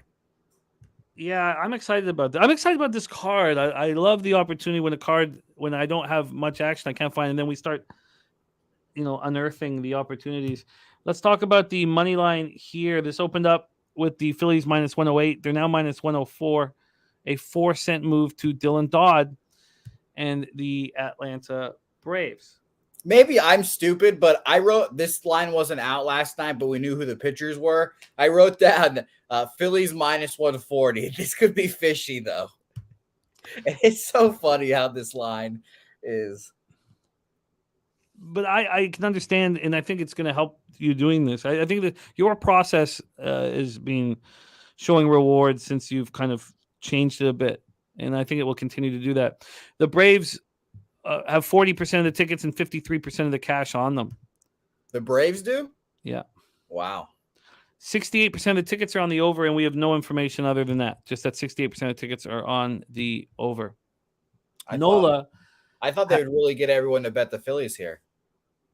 Well, the line is set up for people to want to bet the Phillies. Yeah, that's what I was expecting. Like, I was expecting like 80, 90% on the Phillies there. Yeah, I think it's probably Nola's issues on the road. 4.62 ERA, 0.23. I don't know. It's fishy. There's no doubt about it's fishy. We just watched Nola look very strong at home in a 12-3 win over the Cubs. 7 innings for it, 2 earned runs, 1 homer, 10 Ks, 1 walk, 1.07 whip. He's a really good pitcher. Dylan Dodd, we know he's got a very, very high upside, but we've seen him get lit up and smoked. He didn't get lit up and smoked in his last start. He's had a month off. We talk about how much we like that. Like the pitcher to go down in the minors, understand how privileged you are to play in the majors, and you got to step up. In his last start at Miami, a team that's been hitting lefties really hard, he shut him down. 3 earned runs, 6 innings, quality start. The Phillies right now are from my numbers in May, the worst team versus lefties in the league, 176, 582. The Braves are barely hitting righties. Phillies bullpen's been quite strong of late, and the Braves been scuffling a little bit. I'm very, very interested. The market's saying that it's Braves or keep your cash in your pocket. What do you think here, Jose? Take it away. Yeah, no, this was the Braves for me. I took them first 5 full game. I thought it was a shocking line. Maybe I'm dumb. I know the Phillies aren't that great. Their shortstop sucks, obviously. But I really thought this would be like Phillies at least like minus like 130 or something. There, Nola's a good pitcher, but nay. Well, the books will say Dylan Dodd should be favored here, et cetera, et cetera. Whatever. I'll take Braves first 5 full game here, and just rock with Dylan Dodd. This is not an X's and O's spot. You have your saying when the market and the X's and O's meet up. Sometimes the market can take me off of or like put me onto a spot so much where I can ignore the X's and O's, and I just didn't even write down Dylan Dodd's last starts. I actually wrote down his last start just because he came up for the minors, but it doesn't really matter, like it's just such a weird line that I'm just like, okay, it's the Braves here, I guess. And that's what I did. So Braves first 5 full game. Have you tweeted this out yet? No. Yeah. So we can lime shop. And hopefully the lines have been moving a lot today. Hopefully the lines are moving at least in my favor a little bit, but I've got minus 109 full game and first 5 minus 103. By the way, first 5 money line for the Phillies, minus 117 compared to the full game minus 101. We can get you a minus 104 at Pinnacle for full game and minus 103 for first 5. Just seeing that different split there, I'll just stick the full game because that's so high. I understand Nola's been great, but that's a very large difference. First 5 in full game there. Braves are just 13-12 at home, Razor. They've been bad at home. I still trust the Braves, obviously, but that's not good. Yeah. You'd think that everybody would want Nola over Dodd. Yes. And so I can understand you guys, believing in the momentum that was set up from yesterday. I'm sorry I'm taking a second here. I'm just trying to figure out, do I move on this as well? And Troy's kind of feeling the same way. Troy's been talking about in the chat. Let me get his first comment up here because he dropped some good ones here. Home teams that open -102 to -120 and the line moved towards them are 23-4 straight up, 83 or 85% there. Today, he said the Cubs, Braves, and the Yankees. Only the Cubs have moved so far, but almost certainly moving towards the two other ones there. My thing is though is I can't double up on it. That's my problem, I guess, that I'm seeing is that I just don't feel confident enough to double up on it. I didn't. You're preaching to the choir. I was about to double up. I saw the number. And I said no thanks. So that's why I took full game. Oh, so you cut your first 5? Yeah, that's why the big difference first 5 and full game money lines there kind of puts me off. Yeah.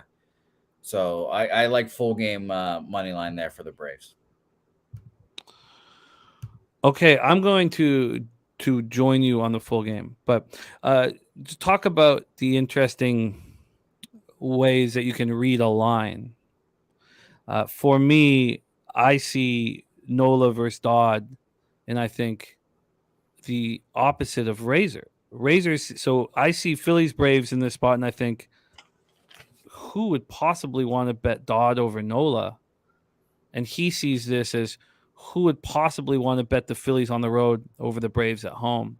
So we're looking at it completely different, the exact same numbers in the exact same situation, which is so wild.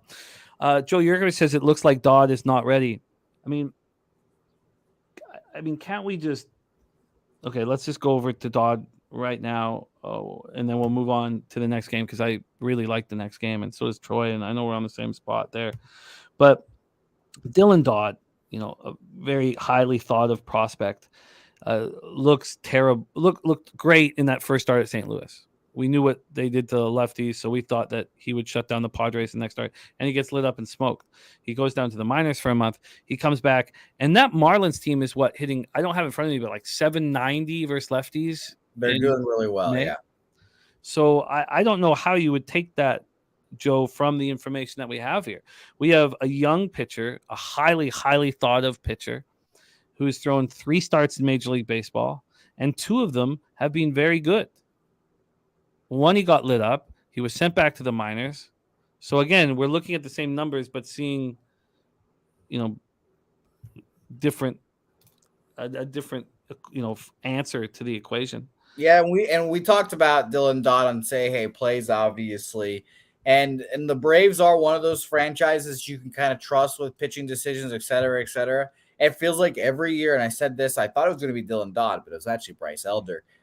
Every year, it seems like they always have one guy that pops up out of nowhere and pitches well for them. Last year, it was Kyle Wright, Mike Soroka, Max Fried. This year, it's apparently Bryce Elder. I thought, it might be Dylan Dodd. Who knows? It's just I trust this franchise with pitching decisions. Yeah. Oh, definitely, and especially anything that Anthopoulos touches, man. All right, I'm right with you, Jose. Braves full game for me. I do not want to double up on the spot. Now, Jimmy, I will admit, I'm thinking off the top of my head. I think we've had 3 spots in the last few days that we've been together, and I think we've lost them all. And it's time to change this momentum. We have to change this mo. I'm thinking off the top of my head, the Dylan C start against the Guardians, where we thought that line was fishy. That was the first fishy line movement to lose, or fishy line to lose there. Yesterday with Los Red Sox, and I guess I can't think of a third one right now off the top of my head, but it does feel like 3 straight is it's been happening. But yeah, it doesn't concern me at all here. That sample size is too small. So, and shout out to Dirk Nowitzki and Martin Drexler though as well, because those were I didn't tail Dirk, but Martin Drexler is our guy, and we tail that stuff. So yeah, and you'll have an opportunity to do that on Sunday as well with our Sunday Night Live as well. So, all right, let's move on. This was a double up spot for me in New York, Chicago. Glad we're on the same side. This was just this was the only spot on the entire board that it all correlated. It all came together. Now, does it correlate when Kyle Hendricks hasn't pitched in 2023? The answer is we've watched him as an opening day starter be off for the whole winter and come in and pitch lights out. So I know he's capable of doing that. He's been on the injured list all season due to a strained right shoulder. That was back in July 2022. So he got destroyed in 2 rehab starts, and then allows 3 earned runs over the next 16 innings. Yeah, just imagine that's 2 starts in spring training, the first 2 spring training starts. Agreed. So we're chilling. Absolutely agree. Yeah, he threw 82 pitches over 6 innings in AAA Iowa on Saturday. That was his 5th rehab appearance. I agree with Billy that Cookie is a tricky pitcher to cap, but I wish I had faded him in the last start. I did not. They ended up winning the game in extras, 10-9. It was absolutely wild. Johnny K's on the Mets, so I'll and that's take it to the bank. Johnny K, my guy. We'll start with the weather here in Wrigley. Wind is blowing in heavy. Shout out to the win yesterday. Thank God. Yeah, that was a big one. I didn't know if you were going to get there. No, shout out to Dabby Cab, though, for real, because on my show yesterday, Dabby Cab called the game perfectly. He said, I'm going to bet the first 5 over. All the runs will be scored in the first 5 innings. And then he even said the score is going to be 4-2. And hey, we both cashed. So it was very funny. So shout out to Dabby. Yeah, I was nervous for your under, but you got there. Is there any pitcher on the Cubs that handles the wind blowing in better than Kyle Hendricks? No, yeah, we're lockstep here. This just felt like the slam dunk, whatever spot of the day for me too. So I agree with you wholeheartedly. Yeah, I don't know what Carrasco is going to give you, and he could pitch well, but I haven't taken minus anything. I'm just money line. So if Cookie Carrasco pitches well, I don't think you can take the -1 because of the low total. Agreed. Absolutely agreed. So then I did the same thing I did with the Rays game, except I didn't take -halves or anything. I took the first 3. Now the first 3 was expensive, way more expensive because I got the first 5 -116 at Bet Online. The first 3 was expensive. It cost me -130. And I thought you were about to tell me you tripled up first 3, first 5 full game. No, just first 3 and first 5. For me, it's still at -130 for the first 3. Got that at Bet 365. Got the first 5 at Bet Online. Morgan Spooner said Justin Steele said Hendricks had the most impressive bullpen session he'd ever seen. That's wild. That's fucking hilarious. Wow. That's a young pitcher just trying to fucking gobble up an old vet, apparently. Jesus. I agree, Joe, but not in this weather. Not when the fly balls are going to get stopped, I don't think so, but I agree generally. Kenny B says, what up, Jimmy? Can't wait for the ponies this weekend. Still playing with the Preakness money. Yeah. So Sunday we have Santa Anita, and then if it works and people support it, we'll do it again the following Sunday. But don't forget, the Belmont Stakes is shaping up to be probably the best race of the Triple Crown. When's the Belmont? The Belmont is June. Let me pull it up exactly. It's not this Saturday, not the one out. It's June 10th. Cool. June 10th is the Belmont show. Oh, but back here, Mets are not hitting righties. 236, 693 OPS. Cubs 233, 721 OPS. I want to attack Cookie Carrasco. Now I know he's capable of pitching well, but he doesn't look good right now. So let's just go over the line history here and the cash flow. And again, this was the only one that to me was, it felt like a slam dunk. The Cubs open up at -102. Now, when I moved on it, they were -115 to -117. They're down to -109. So now we only have a 7-cent move towards the Cubs. Now that's okay because the public is no longer on the Mets. Damn. Now we have 63% of the tickets and 74% of the cash. That's a little concerning. So now there's been now 64%. So the Cubs are being bet, and the line's moving slightly back to the Mets. So you could say that now it doesn't all fully correlate. That'd be fine, but it sure did when I made this bet. I made this bet last night. 62% of the tickets and 69% of the cash is on the over. Even that's a bit of a surprise. I think I have a good explanation for that, and someone said this in the chat. I feel like people just see a low total and just immediately start betting the over, and people don't look at the weather. Like, maybe I'm the asshole here, but I just don't think that recreational gambler is looking up the weather forecast in Wrigley and Chicago to see what the wind's doing. So I just always feel yesterday was the same way with that 6.5 too. People see that 6.5, 7.5, they think, oh fuck, let's bet the over with two pitchers that we think are shit. Yeah, I mean, I find it hard to believe that people would cap like that. Sweaty Butcher said Cubs are 11-2 to the over last 13 games. That's probably why. And Cookies looked absolutely atrocious. Look, I just need Kyle Hendricks to outpitch Cookie Carrasco. That's all I need. I'm first 3, first 5, and I didn't need to take -0.5 or -1.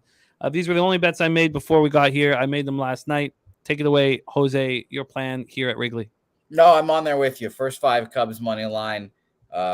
Cookie Carrasco, Venezuelan, so I like him a lot, but he might be washed up.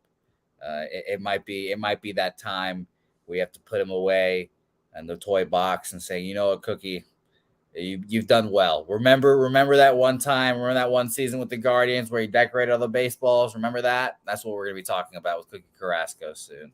I got first 5 money line here. You mentioned the Hendricks starts in the minor leagues, all dominant, really. Not walking that many dudes either. That's another good sign. Better at home. We fade Hendricks on the road. We bet him at home. It just feels like this. I don't know. Again, it felt like a layup spot for me. So Cubs for me. I agree. Did you tweet this out? Or are we looking for best line? I didn't tweet this out. I haven't tweeted anything out, so we can look up the best line. I've got on Bet Online -116. And Kenny V saying, shame on me, never go against your people, Jose. You're right. And maybe I shouldn't. They did just chuckle at that. But Kenny V, if I'm assuming you're American, imagine you not betting against any American. We have you a -110. First 5 -110. Sky Dragon says the only thing I do with weather is wait till 5 minutes before game time and bet opposite of whatever the dumb narrative is. Said worked well in football. Haven't done it too much in baseball. Joe Yurkovich has Cubs for the sweep. Yeah, the football ones, I remember cashing because I remember everyone's like, oh, the snow games. Oh, my God. And then they go over. So shout out to DG there. And Lucas just had the Reds go from +103 to -101. Wow. What a move. They just say no Goldie, no Arenado. Fuck this team, I guess, huh? Yeah, that's crazy. That's wild. All right. Let's move on. Sorry. You all right? Carter over there? Ella over there? No, it's funny. Al Cervic, one of our great friends of Al. You remember he's in our football chats, big football cap, but he listens to the show and watches the show. He sent me this incredible gift, and Pete hasn't seen it yet. I want to surprise Pete with it and send it to him, but this is the wow. How lovely. How lovely. Oh man. So I can't wait to send it to Pete. It was just in my eye. Okay, let's stay back, get back to focus here. We are on the Cubs early. Shout out to Cervix. Al Cervic. Not Cervix. That's what I thought. I thought you said Al Cervix. I was like, who the fuck's last name is Cervix? Okay, let's get back to work. San Francisco Giants 24-25, 9-14 on the road, and Milwaukee Brewers 27-22, 15-9 at home. We're at American Family Field in Milwaukee, Wisconsin. This is a really strange baseball game.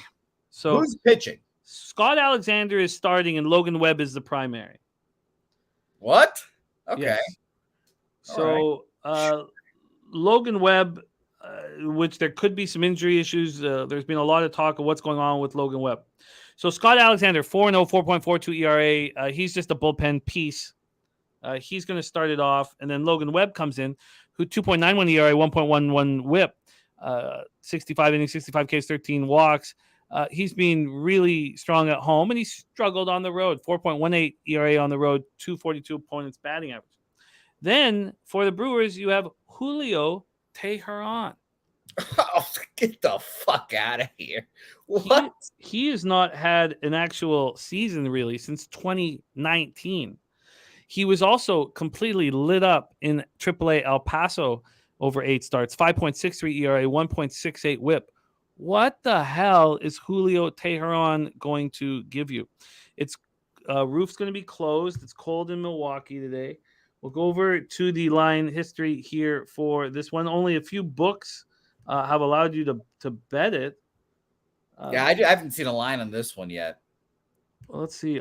There's a few books that have let you open it up for you. By the way, I remember Julio Teheran when he was Teheran when he first came up with the Braves. So shout out to him, man. I don't know how the fuck he got a job. It has not been confirmed by the books that Teheran is pitching. So it still has unknown pitcher in the book. So let's just cap it as if Teheran is going to pitch here. Billy Friedrich has the Giants at -126, Alfred -125. And wow, look at that. It looks like Jacob Junis will be the primary and Webb starting Saturday. Wow. So this has been changing because I thought that Webb had been pulled from the start. Then I heard he was going to be the primary. And Jacob Junis is absolute trash. Alfred says he hasn't passed the physical yet. And maybe that's what we're waiting for because as soon as he passes the physical, he signs that min contract. What the fuck? He's going to throw him there. He's going to take a physical and just immediately jump on the mound. Well, 8 starts in AAA El Paso, but he's just being lit up there. Shit. Well, we need to find out what the hell's going on in this baseball game, and we don't have that information yet. Oh, and now Jacob Junis is the primary. Wow. So, Junis is trash, absolute trash.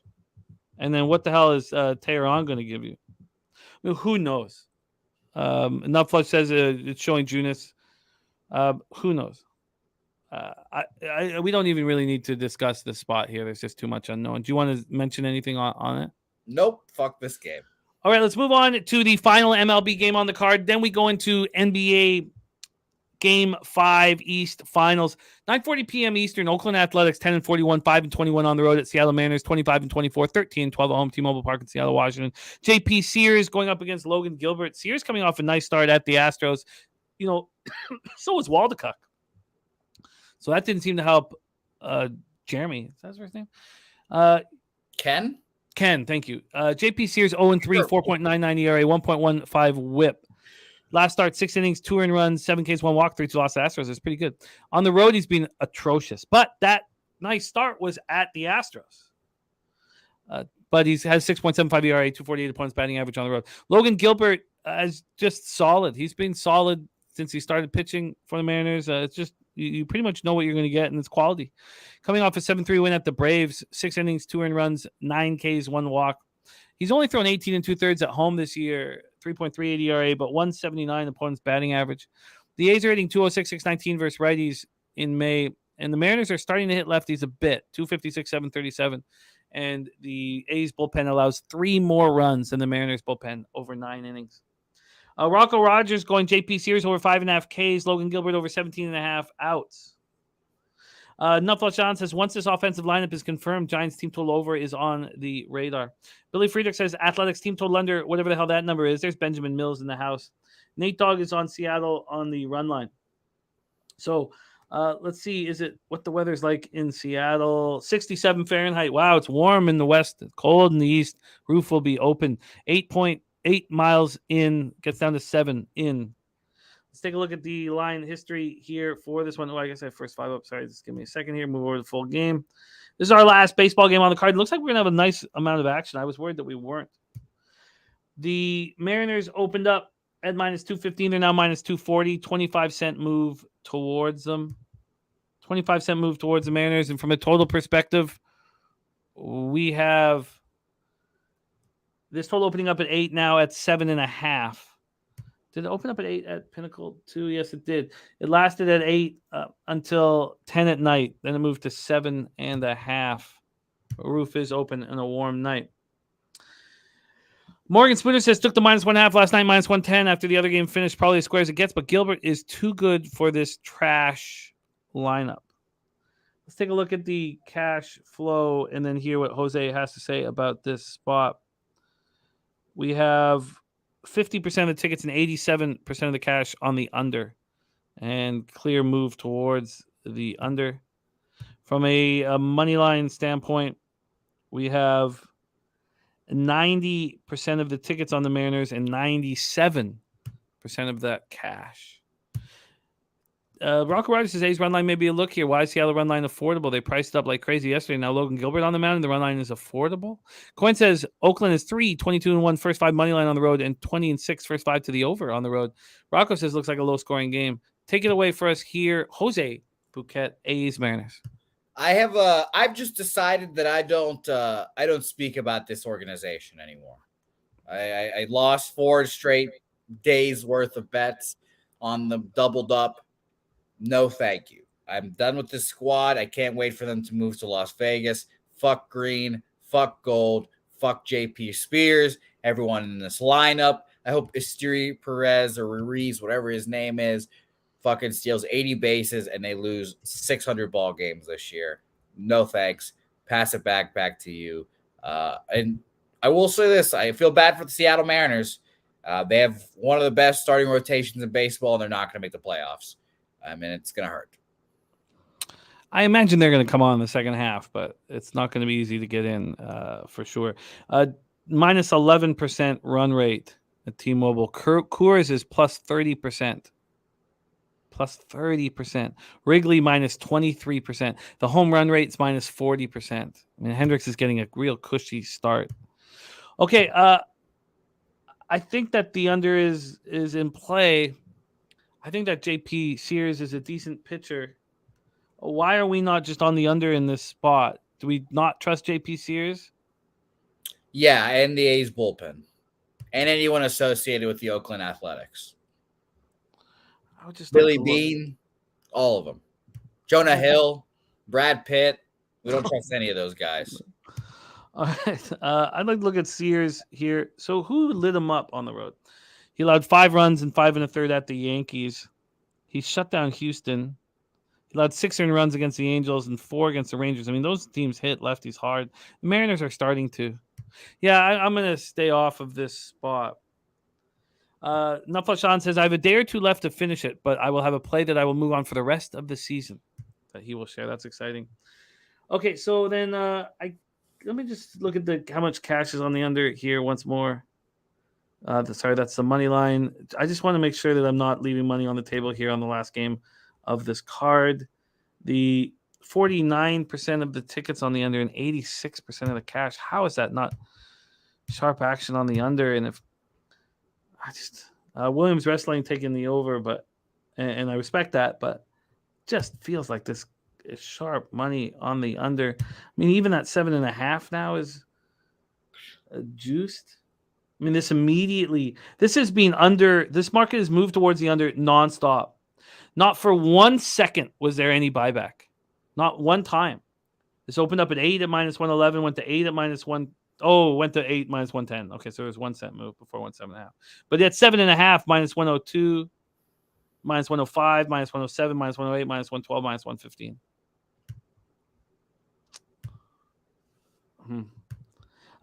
Mike M says this line suggests over to me 7.5 too low when Oakland has reasonable run line look. I think that he says he thinks they score 2 or 3 runs themselves. Let me just look at the first 5 then. You know, I imagine they wouldn't give you a 4, right? They'd keep it at 3.5 to keep you focusing on the full game. It is 4 at minus 120. I've not seen many 3.5s this year, first 5, honestly. The only 3.5, really the only one I've seen was yesterday's 6.5. Let's just see if there's been. I'm sorry that we're not moving on to basketball right now, but I do not want to sit here leaving money on the board just because it's the last game and I feel like I have enough action. I'm just going to look at the market move on the first 5 here. First 5 market move. If there's been a legit move, and there has been, I mean, Pinnacle's hanging at 3.5. Let me pull up the Pinnacle site here. I mean, that's all I need to know. If Pinnacle's moved, no, it's a plus money to the under at 3.5. So I'd like to see what it is at 4. Move this here very quickly and go to first half. And the first 5 under 4 is minus 1. Okay, I'm moving on this first 5 under 4. First 5 under 4. And I bet you if I don't bet this soon that it'll be 3.5 everywhere. Okay, I'm moving on first 5 under 4 in Seattle, Oakland. All right, let's review all action here in MLB. Jose Bouquett joining us today. Oh shit! I bet it. Thank God. Okay, sorry. Toronto, Tampa Bay, first 5 under 4.5. I already bet that while the show's on. The Marlins. panic in your face there, Jimmy. I wish people could feel that panic. I felt it for you. Thank you. Jose's on the Nats, first 5 team total over 2.5 at plus 135. Sweaty Butcher prime cut play today. Chicago, Detroit under 8 at minus 105. I'm doubling up on unders in Baltimore, New York. Spreadsheet play today's New York, first 5 minus a half plus 102. Both Jose and I are on the Braves. I'm on the Cubs first 3 and first 5. Jose's on the Cubs first 5. Giants, Brewers, we stayed off, and I'm adding the first 5 under 4 in Oakland, Seattle. And that is our baseball breakdown. I think we're going to have a winning day today. I really, really do. I'm excited about this card. I think we're going to be successful here. I'm pumped up. How do you explain to someone that doesn't watch the show my nickname? Because Lucas Ryan just had this issue. He said, my girlfriend asked why I was giggling nonstop. I had to explain the bloody tits. Well, we don't have to use words, right? No need for words.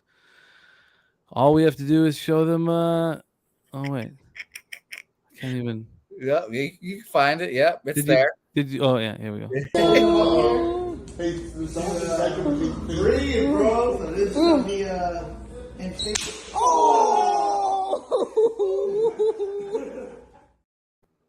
Here you go, right there. Lucas Ryan says she watches the show now. Good. That's all you need to do is start calling you Bloody Tits Bouquet. It does have a little bit of that alliteration's nice, you know. All right. Yeah. Oh, right in front of the casting couch, says Billy Frieder. Of course, yeah. Chocolatey Waterfall, actually, you're invited, of course, to that place as well, you know? Well, consider me interested right away. Let's move on to NBA. We need a Brizzy in the house. He's taking a shit, and he'll be here in a second. Okay, perfect. Well, let's get to work here in NBA. But let's not use that as the opening cut of our NBA video. So why don't we use this? All right, it's time to talk NBA Game 5 Eastern Finals. Miami leading the series 3-1. Spenny penny bombs on Miami Heat money line at plus 250. Ray Charles, Jimmy Butler over 41.5 points, rebounds, and assists. Miami Heat 17-24 on the road this year, but they have been much, much better on the road in these playoffs. Boston Celtics 32-9 at home, and we will discuss their issues at home in the playoffs over the last 2 seasons. This series is being played at 96.33 possessions a game, and it's very similar to what both the Heat and the Celtics have been playing all playoffs long. You want a little layer to this game? Sure.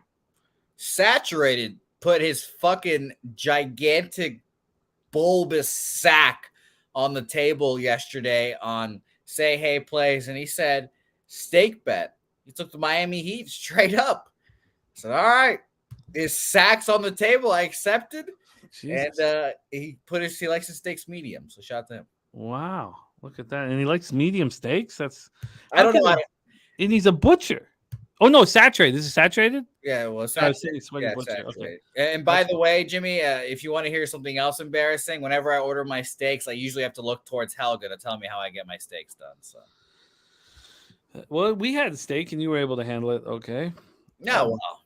All right, let's talk about the line history and the cash flow here in this one. We will use Pinnacle as our line history.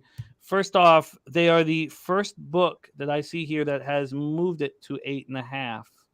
Opened up at 8 at minus 103 for the Celtics, and it moved to 7.5. This was yesterday in the morning, moved to 7.5. They are the first book to move it to 8.5. Go over to the total here in this one. We have it opening up at 215. At most books. Let's see what Pinnacle opened this up at. Pinnacle opened it up at 215. It's now at 215.5. It's gone up a half point. Now let's take a look at the cash flow for this one. We have 80% of the tickets on the Heat and 61% of the cash. 20 and 39 for the Celtics market moving in their direction. 32% of tickets on the under and 80% cash on the under, and yet that's moving up a half point. Here we go. Celtics, Heat, and I'm going to set a table here for our expert, Billy Brisbane, who should have swept the board last time he joined us. Brizzy has now left the screen. That dump did not go well. Let me set the table here. Celtics kept their season alive with a 116-99 victory at Miami in Game 4. 32-9 record the Celtics had at home during the regular season. That was third best in the NBA. Brizzy, how are you, my friend? I'm good, man. Look, sorry about being late. That's all good, my friend. After losing Game 1 and 2 of the Eastern Conference Finals at home to the Heat, Celtics 4-5 at home during the 2023 playoffs. Over the last 2 seasons, 10-11 at TD Garden. Against the Heat at home, they're 1-4 over their last 5 games. Absolutely wild. Let's talk about what we just saw in Miami. 116-99 victory to keep the Celtics season alive. We talked about what they were shooting coming into the game. Celtics had been shooting 29.2% from 3. They're 31 for 106, and the Heat 44 of 92, 47.8%. And things changed very quickly. The Celtics shot 51.2% from the floor, 40% from 3, 18 of 45. Tatum, 33 points, 25 came in the second half, 14 came in the third quarter. He went 11 of 15 from the field in the second half. 33 points, 11 boards, and 7 assists. Butler, 29 points and 9 boards. Gabe Vincent turned his left ankle, will not be in the lineup. Kyle Lowry, who looks banged up out there, is going to have to play 30 minutes. Good. You think? Well, let's hear what you think, my man. Take it away for us. It is Billy Brisbane, Heat, Celtics. Yeah, let's just get straight into it, man. I'm on the first half under 110 here at minus 110. Eastern Conference first half unders in Game 5 and on are 45 and 15, covering at 75% since 2018 when the over-under set at 114 or below. And the last 3 totals in this series in the first half have been 104, 107, 106, all going under the 110 mark. And I feel like I bet this last night, and I like this bet even better without Gabe Vincent in the lineup. I don't think that affects the money line bets, but I think that affects how the Heat's rotation really starts off the game. Granted, even if they do start Lowry, I don't think that's going to help the Heat's point total for the first half. I expect Boston to lock in defensively in another elimination game, and I like the first half under. When it comes to the full game over under, there's a lot of trends that favor towards the over, but my eyes would tell me that this is going to go under 215. First team to 100 probably wins. Player prop of the day here is going to be Caleb Martin over 1.5 3-pointers at minus 145. He's gone over his 3-point prop in every game so far in this series. Martin's been the hottest on the Heat so far, shooting 46.2% from 3-point land and averaging 3 3-pointers made on 6.5 attempts per game, especially without Gabe Vincent in the lineup tonight. They're going to need Martin scoring production on the road, and I expect him to be a little bit more aggressive tonight, and that's my favorite player prop of the slate. Let's go over all this because I need to track it. We have the first half under 110, and what was the player prop number? Caleb Martin over 1.5 3-pointers at minus 145 at 365. Lock in Caleb Martin. What a monster he has been. Begs the question, where the hell is Cody Martin? Brizzy, we also have razor sharp picks, gamblers first glance on the under 215.5. Gamblers first glance correlated with Brizzy. Brizzy on the first half, razor on the full game.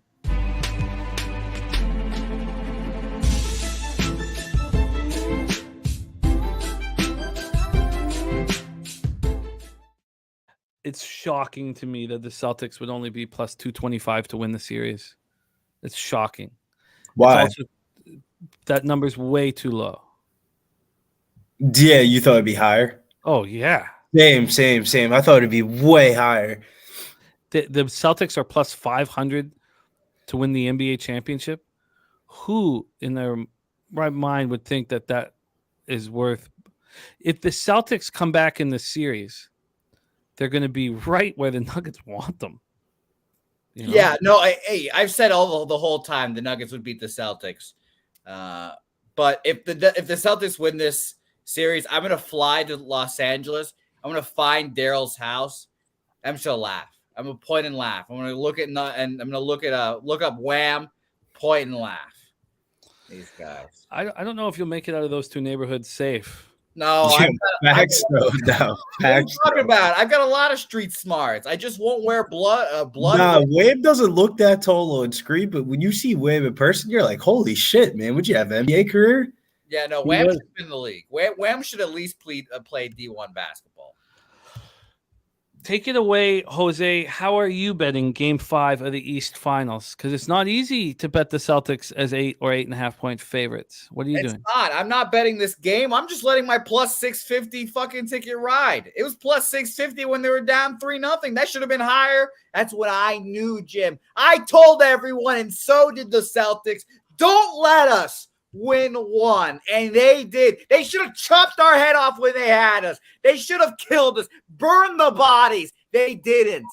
And I like the other catchphrase a little bit more, Jose. I ain't hear no bell. I ain't hear no bell, Billy. You know. The fucking ref ain't called the fight yet. We were wobbling. And I said, we're battling. We're going to fight back. Jimmy Butler, you skunt. I'll fight you any day of the week. You sitting there laughing. You know what, Billy? You got nothing left. I know it.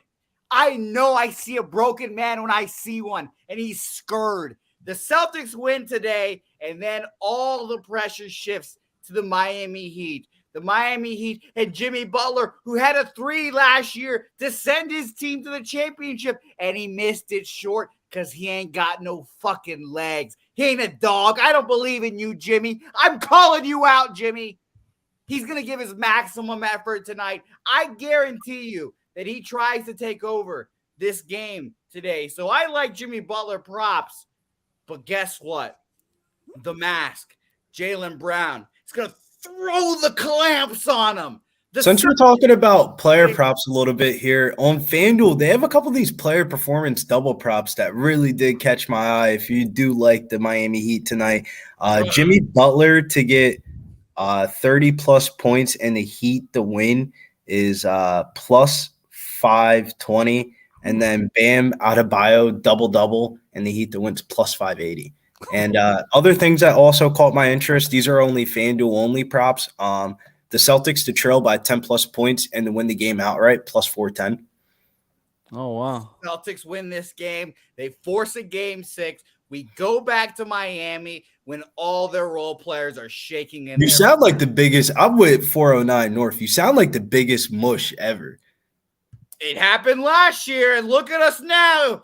We're still fighting. We're still rocking and rolling. We knew the 76ers were nothing. The Miami Heat, a worthy opponent. We respect the Heat, but I don't respect you, Jimmy Butler. You know what song I've been listening to for the last 2 days now? Alicia Keys. No one, because Jimmy Butler was singing it, and now I believe in the Celtics. They win this series. We come back, and then we lose the Nuggets in 7 or 6 games. But we win this series, damn it. The Celtics in 7. Can we go off topic a little bit? Little breaking news. You mind if I hit the little breaking news? Yeah, hit it too.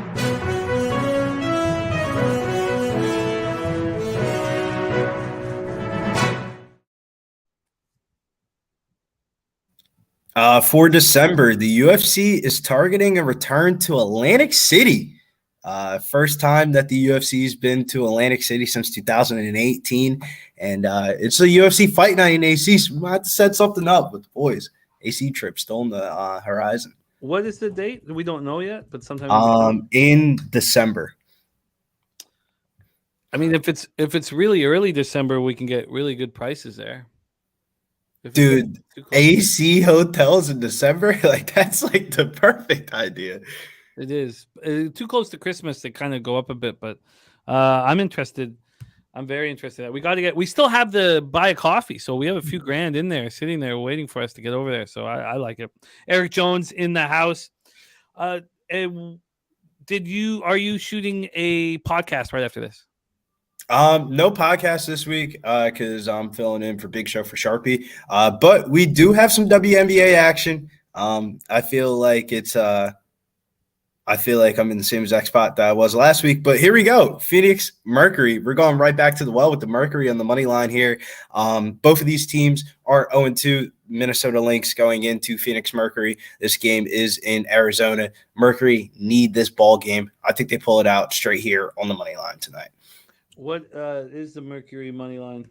Let me get the best odds because that line is moving. -145 on DraftKings.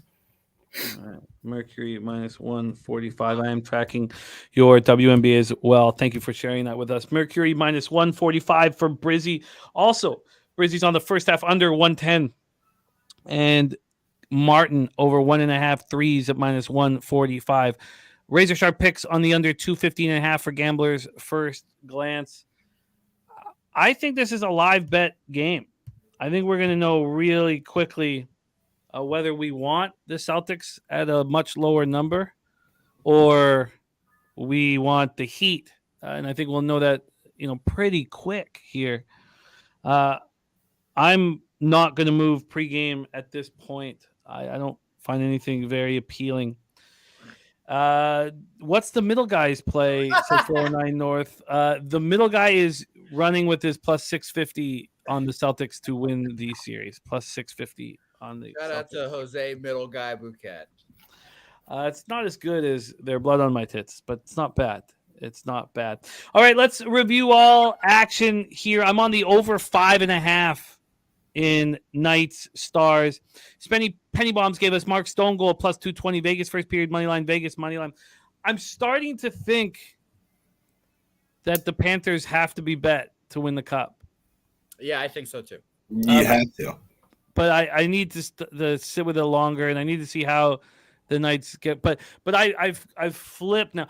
Last night the Panthers were so much more dangerous than the Hurricanes, and the Hurricanes are a really tough defensive squad. Now they're not, as tough when they lose Slavin. But Sky Dragon says no, you don't. So let's say DG disagrees. I also feel like people were saying the Hurricanes were going to flop in the first round, and they didn't end up flopping. So maybe the Hurricanes just overperformed a little bit too early.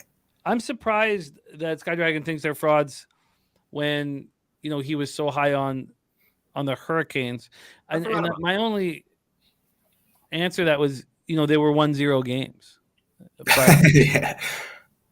I would not put a future on them to win the cup. I don't think that would be it.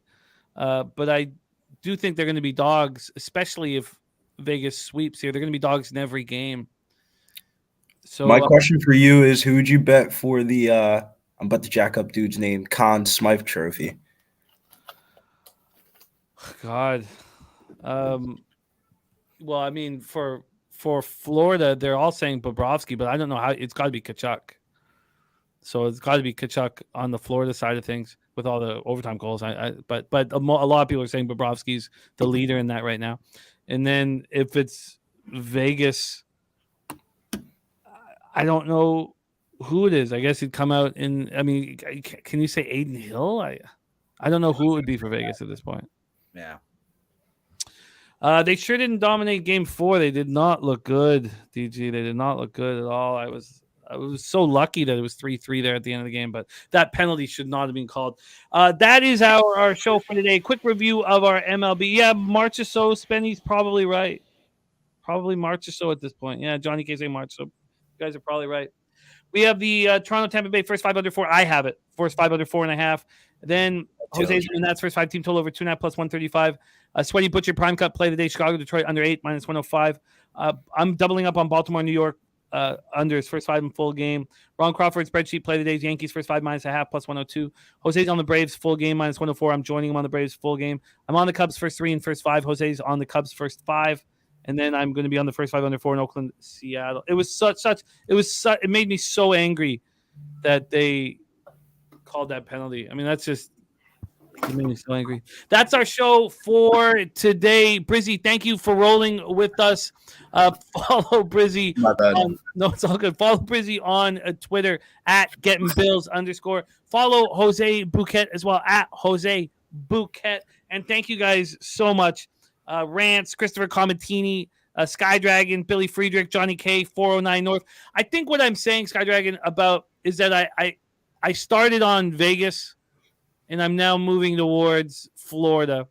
I understand that the opportunities to get your huge score on them on their futures is gone, but I do see them as being dogs in every game against Vegas. So I'm still working it out.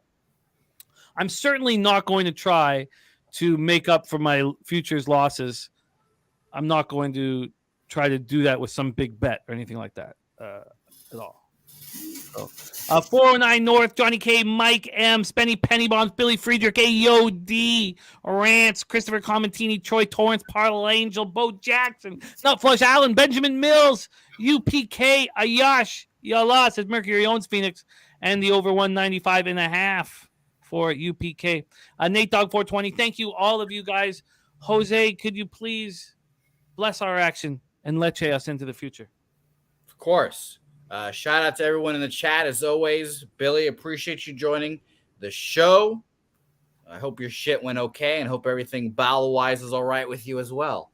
Everyone, cash your fucking tickets. Put a parlay in. Feel good about yourselves today, you know? Get some money today. And most importantly, let los bookmakers get that fucking money.